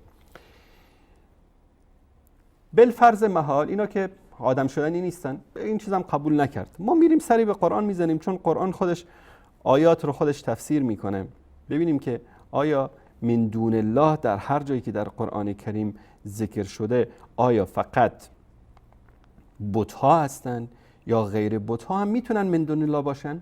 انسانی، پیغمبری، ولی، امامی، زیارتگاهی، ادامه همین آیه 6 در سوره احقاف جواب اینها رو میده. و اذا حشر الناس كانوا لهم اعداء و كانوا بعبادتهم کافرین. وقتی که انسان ها زنده شدن در روز قیامت، دوباره در پیشگاه خداوند حاضر شدن، همینایی که اینها پرستیدن من دون الله، كانوا لهم اعداء، اینا میشن دشمن همینا، و كانوا بعبادتهم کافرین، و اینها کفر می‌ورزند به عبادتی که اینها انجام دادن. حالا بعضیا گفتن که همین بت‌ها زنده میشن، در اونجا زبان الله سبحانه و تعالی به اینا میده که اینا میگن که شما غلط کردید که ما را عبادت کردید. و همچنین علما تفسیر کردن که اینها هر کسی که من دون الله پرستیده بشه در روز قیامت کفر می‌ورزه بعد از اینکه حقیقت آشکار میشه. مثلا علی ابن ابی طالب میگه یا الله، من نه به شیعیانم گفته بودم منو بپرستید، نه از من مدد بجویید. اینایی که گفتن یا علی مدد، خودت میدونید جهنم، من بهشون کاری ندارم. این معنی این آیه این است. میریم تو آیه بعدی که در سوره حج آیه 73 الله سبحانه و تعالی در اینجا میگه یا ایها الناس، ای انسان ها، ضرب مثل فاستمعوا له. یک مثالی براتون میزنیم، گوش کنید به این مثال. ان الذين تدعون من دون الله، کسانی که شما من دون الله میخوانید، لن یخلقوا ذبابا ولو اجتمعوا له، اینها پشه رو خلق نمیتونن بکنن، نیافریدن اگرچه همگی برای این کار گرد آیند. یعنی شما تصور بکنید بر اساس تفسیر این گاگول، یعنی همه این بت‌ها جمع شدن میخوان یک پشه خلق بکنن. میشه قرآن اینطوری تفسیر کرد بر اساس هوا و هوسشون؟ یعنی همه این بت‌ها یه مجلس خبرگانی تشکیل دادن، میخوان که یک پشه خلق بکنن. اگر همچین چیزی امکان نداره، با عقل بشر جور در نمیاد، آیا الله سبحانه و تعالی همیشه یک مثال باطلی میزنه در قرآن؟ فَإِنْ يَسْلُبْهُمْ ذُبَابُ شَيْئًا لَا يَسْتَنْقِذُوهُ مِنْهُ، اگر یک پشه از اینها یک چیزی رو بستانه بگیره، اینا نمیتونن که اون رو نجات بدن. ضعف الطالب والمطلوب، هم طالب و هم مطلوب، یعنی هم عابد و هم معبود، هر دو ناتوان هستن. حضرت علی اگر در قبرش امروز پشه، ماری، مورچه، مگسی، هرچی بشینه، قدرت اینو نداره که پشه رو از سر قبر خودش دور بکنه. قدرت داره که به شما مدد برسونه که میگید یا علی مدد. به این آیم راضی نشدن، گفتن نه، اینجا هم شاید که منظور از اینجا این که من دون الله تدعون من دون الله لن یخلقوا ذبابا، اینا شاید بت‌ها باشن. باشه، یک آیه دیگه براتون میاریم. الله سبحانه و تعالی در آیه سوره فاطر آیه 13 میگه یولج اللیل فی النهار و یولج النهار فی اللیل و سخر الشمس والقمر کل یجری لاجل مسمى ذلكم الله ربكم له الملك والذین تدعون من دونه ما یملكون من قطمیر ان تدعوهم لا يسمعوا دعاءكم ولو سمعوا ما استجابوا لكم و یوم القیامة یکفرون بشرککم ولا ينبئك مثل خبیر. میگه الله سبحانه و تعالی شب و روز رو به وجود میاره، ماه و خورشید رو مسخر کرده تا زمان معین در حرکت هستن. این است الله پروردگار شما، فرمان روایی، پادشاهی از آن اوست، و کسانی را که به جای الله سبحانه و تعالی میخوانید، من دون الله میخوانید، هم وزن الله میدانید، به اندازه پوست نازک هسته خرما هم مالک نیستند. اگر آنها را بخوانید صدای شما را نمیشنوند. حاصل بر این است که صدای شما را نمیشنوند. حالا میگید میشنوند، حضرت علی میشنوه، امام رضا میشنوه، حضرت معصوم میشنوه، شاه عبدالعظیم میشنوه، ولو به فرض ولو سمعوا مستجابوا لكم، اگر بشنوند به فرض حرف شما را قبول کنیم ای شیعیان که میشنوند، شما را پاسخ نمیدن، جوابتون رو نمیتونن بدن، و روز قیامت شرک شما را انکار میکنن. و در روز قیامت همینا میان انکار شرک شما رو، همون چیزی که در سوره احقاف آیه 5 گفته بود، و هیچ کس مانند الله آگاه و خبیر تو را از این مسائل آگاه نمی کند. آیه دیگری هست که ما در مورد من دون الله اینجا خدمتون خیلی واضح و آشکار میتونیم به این آیه استدلال بکنیم که الله سبحانه و تعالی در سوره مائده، احمد جان اگر نشون بدی، آیه 116 میفرماید که و اذ قال الله یا عیسی ابن مریم، وقتی که الله به عیسی ابن مریم در روز قیامت، در روز محشر، همه بر پیشگاه خداوند حاضرن، الله سبحانه و تعالی میگه ای عیسی پسر مریم بلند شو، انت قلت للناس اتخذوني و امی الهین من دون الله، من دون الله، من دون الله، هر جا که میگه من دون الله میگه این من دون الله بته. خب الله سبحانه و تعالی اینجا میگه که ای عیسی، ای پسر مریم، آیا تو به مردم گفتی که من و مادرم رو دو خدا بگیرید من دون الله؟ این دو خدایی که عیسوی‌ها نصارا امروز بهش مسیحی‌ها اعتقاد دارن، میگن که یکی خدای پدر است، یکی خدای پسر است، یکی خدای روح القدس است. خدای پدر خدای اصلی، خدای پسر عیسی علیه السلام، روح القدس جبرئیل. بعضیا میگن نه روح القدس نیست، اینجا مریم است. سه خدا. المهم اینا عقیده تثلیث یا سه خدایی که بهش اعتقاد دارن، میگن که این خدای پسر از خدای پدر به دنیا آمد و خدای پدر با خدای دیگه که مادر است حضرت مریم به اصطلاح علیاذ بالله همخوابی کرد و از اینا این پسری به دنیا آمد به اسم عیسی. این اعتقاد مسیحیت است، امروز در انجیل تحریف شده. الله سبحانه و تعالی در این آیه تمثیل میکنه برای ما کی رو؟ روز محشر رو. همه انسان ها مردن، شاید میلیون میلیارد سال بعد، ما نمیدونیم، الله اعلم. میگه که ای عیسی پسر مریم، تو گفتی به مردم که اتخذونی و امی الهین من دون الله. من دون الله در اینجا کی است؟ عیسی و مادرش. بت که نیست. عیسی و مادرش بت که نیستن، انسان بودن. قال سبحانك ما يكون لي ان اقول ما ليس لي بحق. سبحان الله، پروردگار من، چطور امکان داره من حرفی رو بزنم که این حرف ناحق باشه، حرف حق نباشه، چیزی که تو وحی نکردی، چیزی که تو نگفتی، از دل خودم بیام یه چیزی بهشون بگم. ان كنت قلته فقد علمت. اگر من همچین حرفی زدم تو که میدانی، تو که عالم الغیب هستی. تعلم ما فی نفسی ولا اعلم ما فی نفسک. آنچه که در نفس من هست تو ای الله میدانی و آنچه که در نفس تو هست من نمیدانم. انک انت علام الغیوب. تو هستی عالم الغیب. میگه وقتی که من در بین اونها بودم همچین حرفی من بهشون نزدم. اگر زدم ای بار الله، تو که خبر داری، تو که از همه چیز اطلاع داری، تو علام الغیوب هستی. در اینجا دو چیز رو این آیه مبارک نفی میکنه از عیسی و مادرش. یکی علم غیب، یکی اینکه اینها اگر پرسته شدن من دون الله هستن. پس گفتیم محمد مصطفی صلی الله علیه و آله و سلم اشرف من دون الله هست. غیر از الله، بعد از الله سبحانه و تعالی اشرف کسایی که هست کی است؟ رسول الله صلی الله علیه و آله و سلم. و تا کوچکترین ذره‌ای که در این کائنات وجود داره به ترتیب و تسلسل همه میشن من دون الله. هر کسی که غیر از الله هر چیزی رو بخواد، چه پیامبر باشه، چه امام باشه، چه صحابی باشه، چه اهل بیت باشه، چه گنبد و بارگاه فلان امام و فلان شیخ و فلان پیر باشه، همه اینها من دون الله هستن. علم غیب، کمک کردن، دعا رو استجابت کردن، از اونها طلب رزق و روزی و فرزند و طلب استغاثه کردن، همه اینها کفر است، شرک است، انسان رو از دایره اسلام خارج میکنه. کسی که یکی از اینها رو وسائط یا وسیله بین خودش و الله سبحانه و تعالی قرار بده و از اونها چیزی رو بخواد در دعای خودش یا به اونها توکل بکنه، این انسان کافر است، این انسان مشرک است. حالا امام ابو حنیفه این گفته، احمد ابن حنبل این گفته. برید روایت های ضعیف و موضوع و دروغ از کتاب های موضوعات و کتاب تاریخ این ور اون ور جمع کنید، به سر و کله هم دیگه بزنید که بخواید شرک و کفرتون رو برای انسان ها ثابت بکنید. ما به شما چی میگیم؟ الله سبحانه و تعالی جواب شما رو داده. الله سبحانه و تعالی برای ما عزیزتر است. حکم الله سبحانه و تعالی برای ما عزیزتر است از هر کسی دیگه باشه، ولو اینکه صحابی باشه، ولو اینکه امام باشه، ولو اینکه هر کسی که میخواد باشه.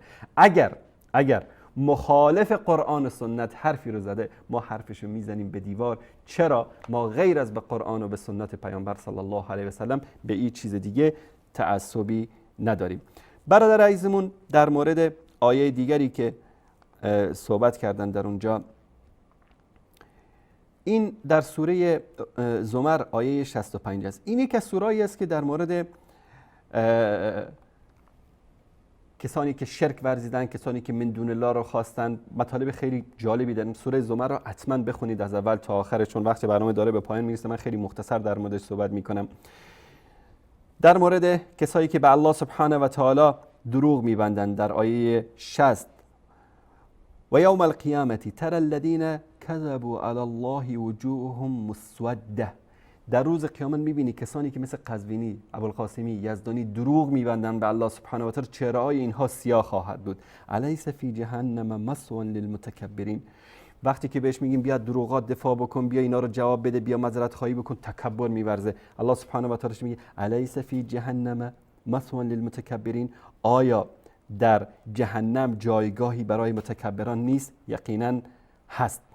و ینجی الله الذین اتقوا بمفازتهم لا یمسهم السوء ولا هم یحزنون. و کسانی که پرهیزگاری کردن، رستگاری اینها نجاتشان میده، نه رنجی بر آنهاست و نه اندوهگین میشوند. بعد از اون چی میاد؟ یکی از اصول اعتقادی رو بیان میکنه، توحید رو بیان میکنه الله سبحانه و تعالی. الله خالق کل شیء، الله خالق کل شیء است.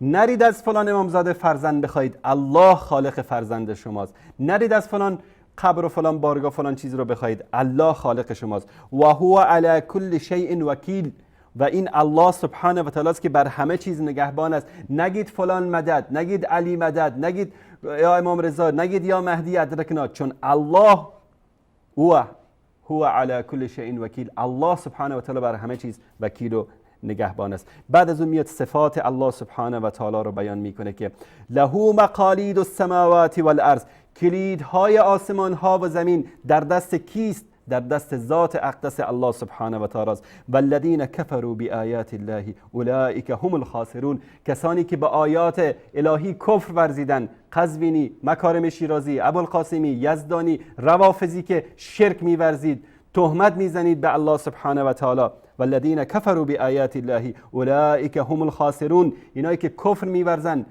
ایاک نعبد و ایاک نستعین، میگن خدایا تنها از تو مدد میجوییم و تنها از تو یاری میجوییم، اما میگن یا علی مدد، امام رضا به ما کمک کن. اینها مگه آیات الهی رو تکذیب نکردن؟ تکذیب فقط این نیست که کسی بگه من قرآن رو قبول ندارم. وقتی که قرآن رو میشنوی، وقتی که قرآن رو میخونی و بهش عمل نمیکنی، این تکذیب آیات الله سبحانه و تعالی. اولئک هم الخاسرون، اینها هستند که اینها زیانکارن، اینا خساره کردن، اینا ضرر کردن، زحمت کشیدن، عبادت کردن، همه چی رو انجام دادن، اما چی شد؟ زیانکار. مثل تاجری که زحمت کشیده، تجارت کرده، مال از شام به تهران، از تهران به اروپا، از آمریکا به آسیا برده، اما در آخر چیکار کرده؟ رأس مالش هم سرمایه‌اش هم از دستش رفته، ضرر هم کرده. این انسان‌ها اینطورین.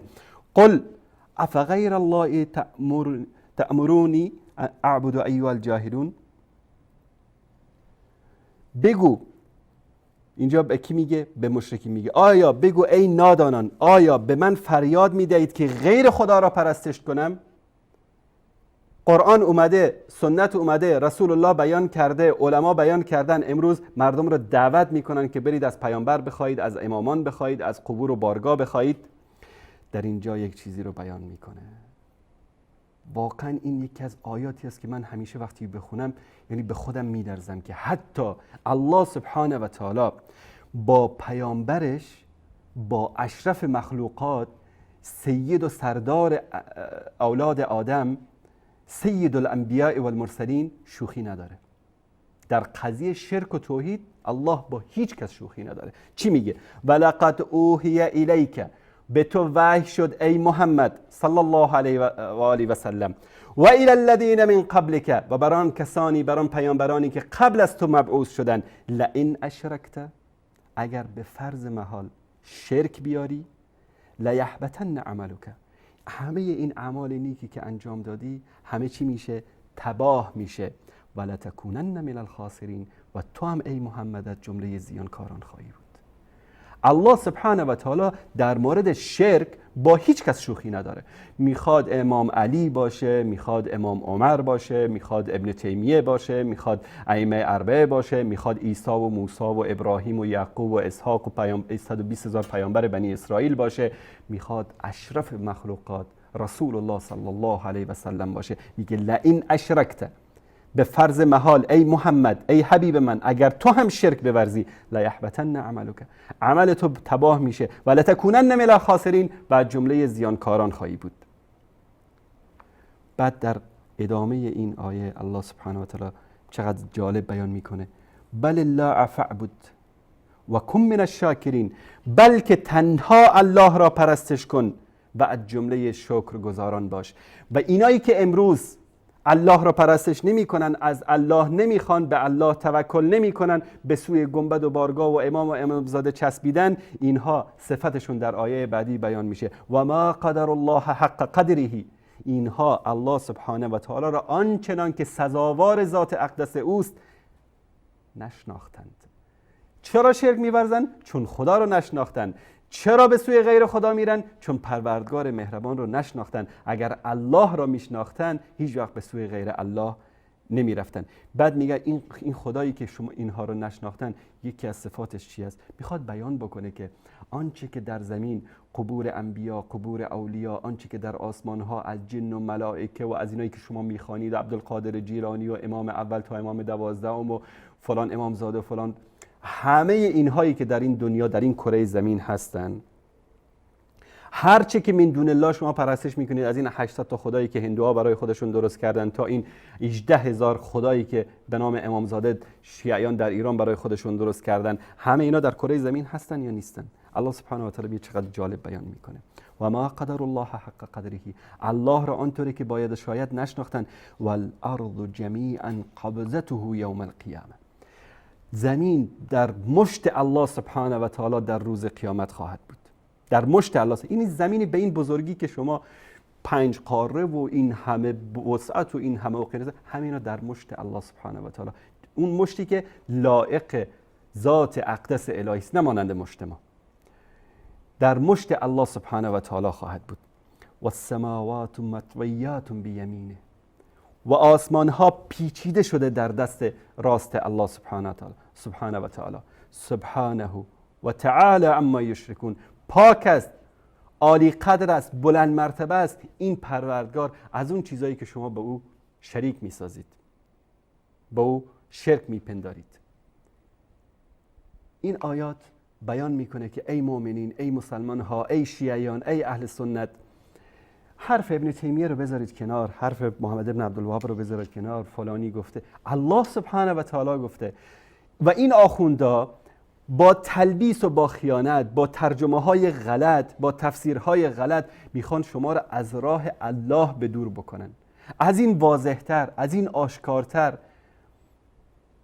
که الله سبحانه و تعالی در این صفحه ببینید چقدر واضح و سریع و آشکار برای ما بیان میکنه این مطالب رو. بازم کسی بیاد بگه که نه والله چون فلان روایتی است، فلان حدیثی است، فلان مطلبی است در فلان کتاب، من باید برم استغاثه بکنم به قبر فلان ولی، فلان پیر، فلان امام، فلان صحابی، فلان شخص از اهل بیت. الله سبحانه و تعالی به محمد مصطفی صلی الله علیه و سلم میگه حتی تو هم اگر شرک بورزی، ان الله لا یغفر ان یشرک به و یغفر ما دون ذلک لمن یشاء. این وعده الله سبحانه و تعالی است. شرک رو نمیبخشه. بکشی خودتو 1000 مرتبه حج بکنی، هر طول سال 70 سال عمر بکنی، طول عمرت روزه باشی، هرچه اموال داراییت در راه خدا خرج بکنی، به الله سبحانه و تعالی شرک بورزی نمیبخشه، چون وعده داده. فردا اومدی خدایا من نماز خوندم، روزه گرفتم، حج کردم، صدقه دادم، زکات دادم، غلط کردی. مگه نگفته بودم در قرآن که ان الله لا یغفر ان یشرک به، خداوند نمیبخشه کسی که به الله شریک بیاره، و یغفر ما دون ذلک لمن یشاء. هر اشتباهی انسان در دنیا بکنه، هر گناه کبیره و صغیره مرتکب بشه، الله سبحانه و تعالی امکان داره به رحمت و فضل و کرمش ببخشه، اما شرک رو خودش قول داده که نمیبخشه. حتی پیامبر محبوبش رو اینطوری صریح و شدید مورد خطاب قرار میده، حتی تو ای رسول الله لئن اشرکت لیحبطن عملک ولتکونن من الخاسرین، اگر تو هم ای محمد صلی الله علیه و سلم شرک بورزی، عمل تو برباد میشه و تا جمله زیانکاران خواهی بود. احمد جان وقت داریم؟ وقت تموم شد. تشکر میکنم از تک تک شما بینندگان عزیز و گرامی، همچنین از آقا داوود، از آقای عزیزی، از دیگر، از شهاب، از عیسی، از اسیر، از خالد، از عبدالله، از غلام و از عبدالحق و عبدالباقی و از اشکان، از محمد احمد، از فرزاد، از این عزیزانی که پیام فرستادن، از پارسا و از برادران خواهران عزیز تاجیک که پیام فرستادن. انشاءالله سعی می‌کنیم در هفته آینده این پیام ها رو بخونیم در برنامه زنده، و همچنین از شما عزیزانی که پشت خطای تلفن موندید و نتونستیم تماس شما رو بگیریم، انشاءالله الله سبحانه و تعالی دعا بکنید که مدتی اینها برنامه نداشته باشن، تا باور به خدا بکنید من اینجایی که فایلی دارم خدمتتون نشون بدم تا باورتون بشه که اینا در یک هفته چقدر دروغ میگن. احمد جان فقط انشالله اگر که همین قسمت من اینجا مقاطع بدون این آدرس ها اگر که بتونی این کلیپ ها رو نشون بدی، این کلیپ هایی که این دروغایی که اینا در همین یک ماه اخیر گفتن در شبکه هاشون اینجاست. اونایی که ما آماده نشر در برنامه اون رو سکه داریم، این کلیپ هاست.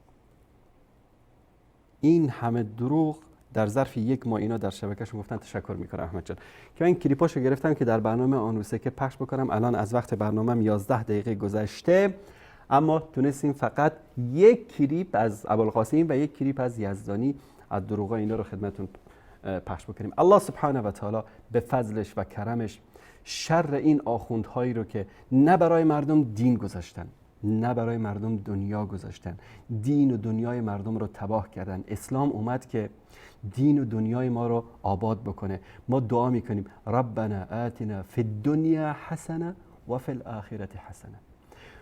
اما اینها دنیای مردم هم خراب کردن.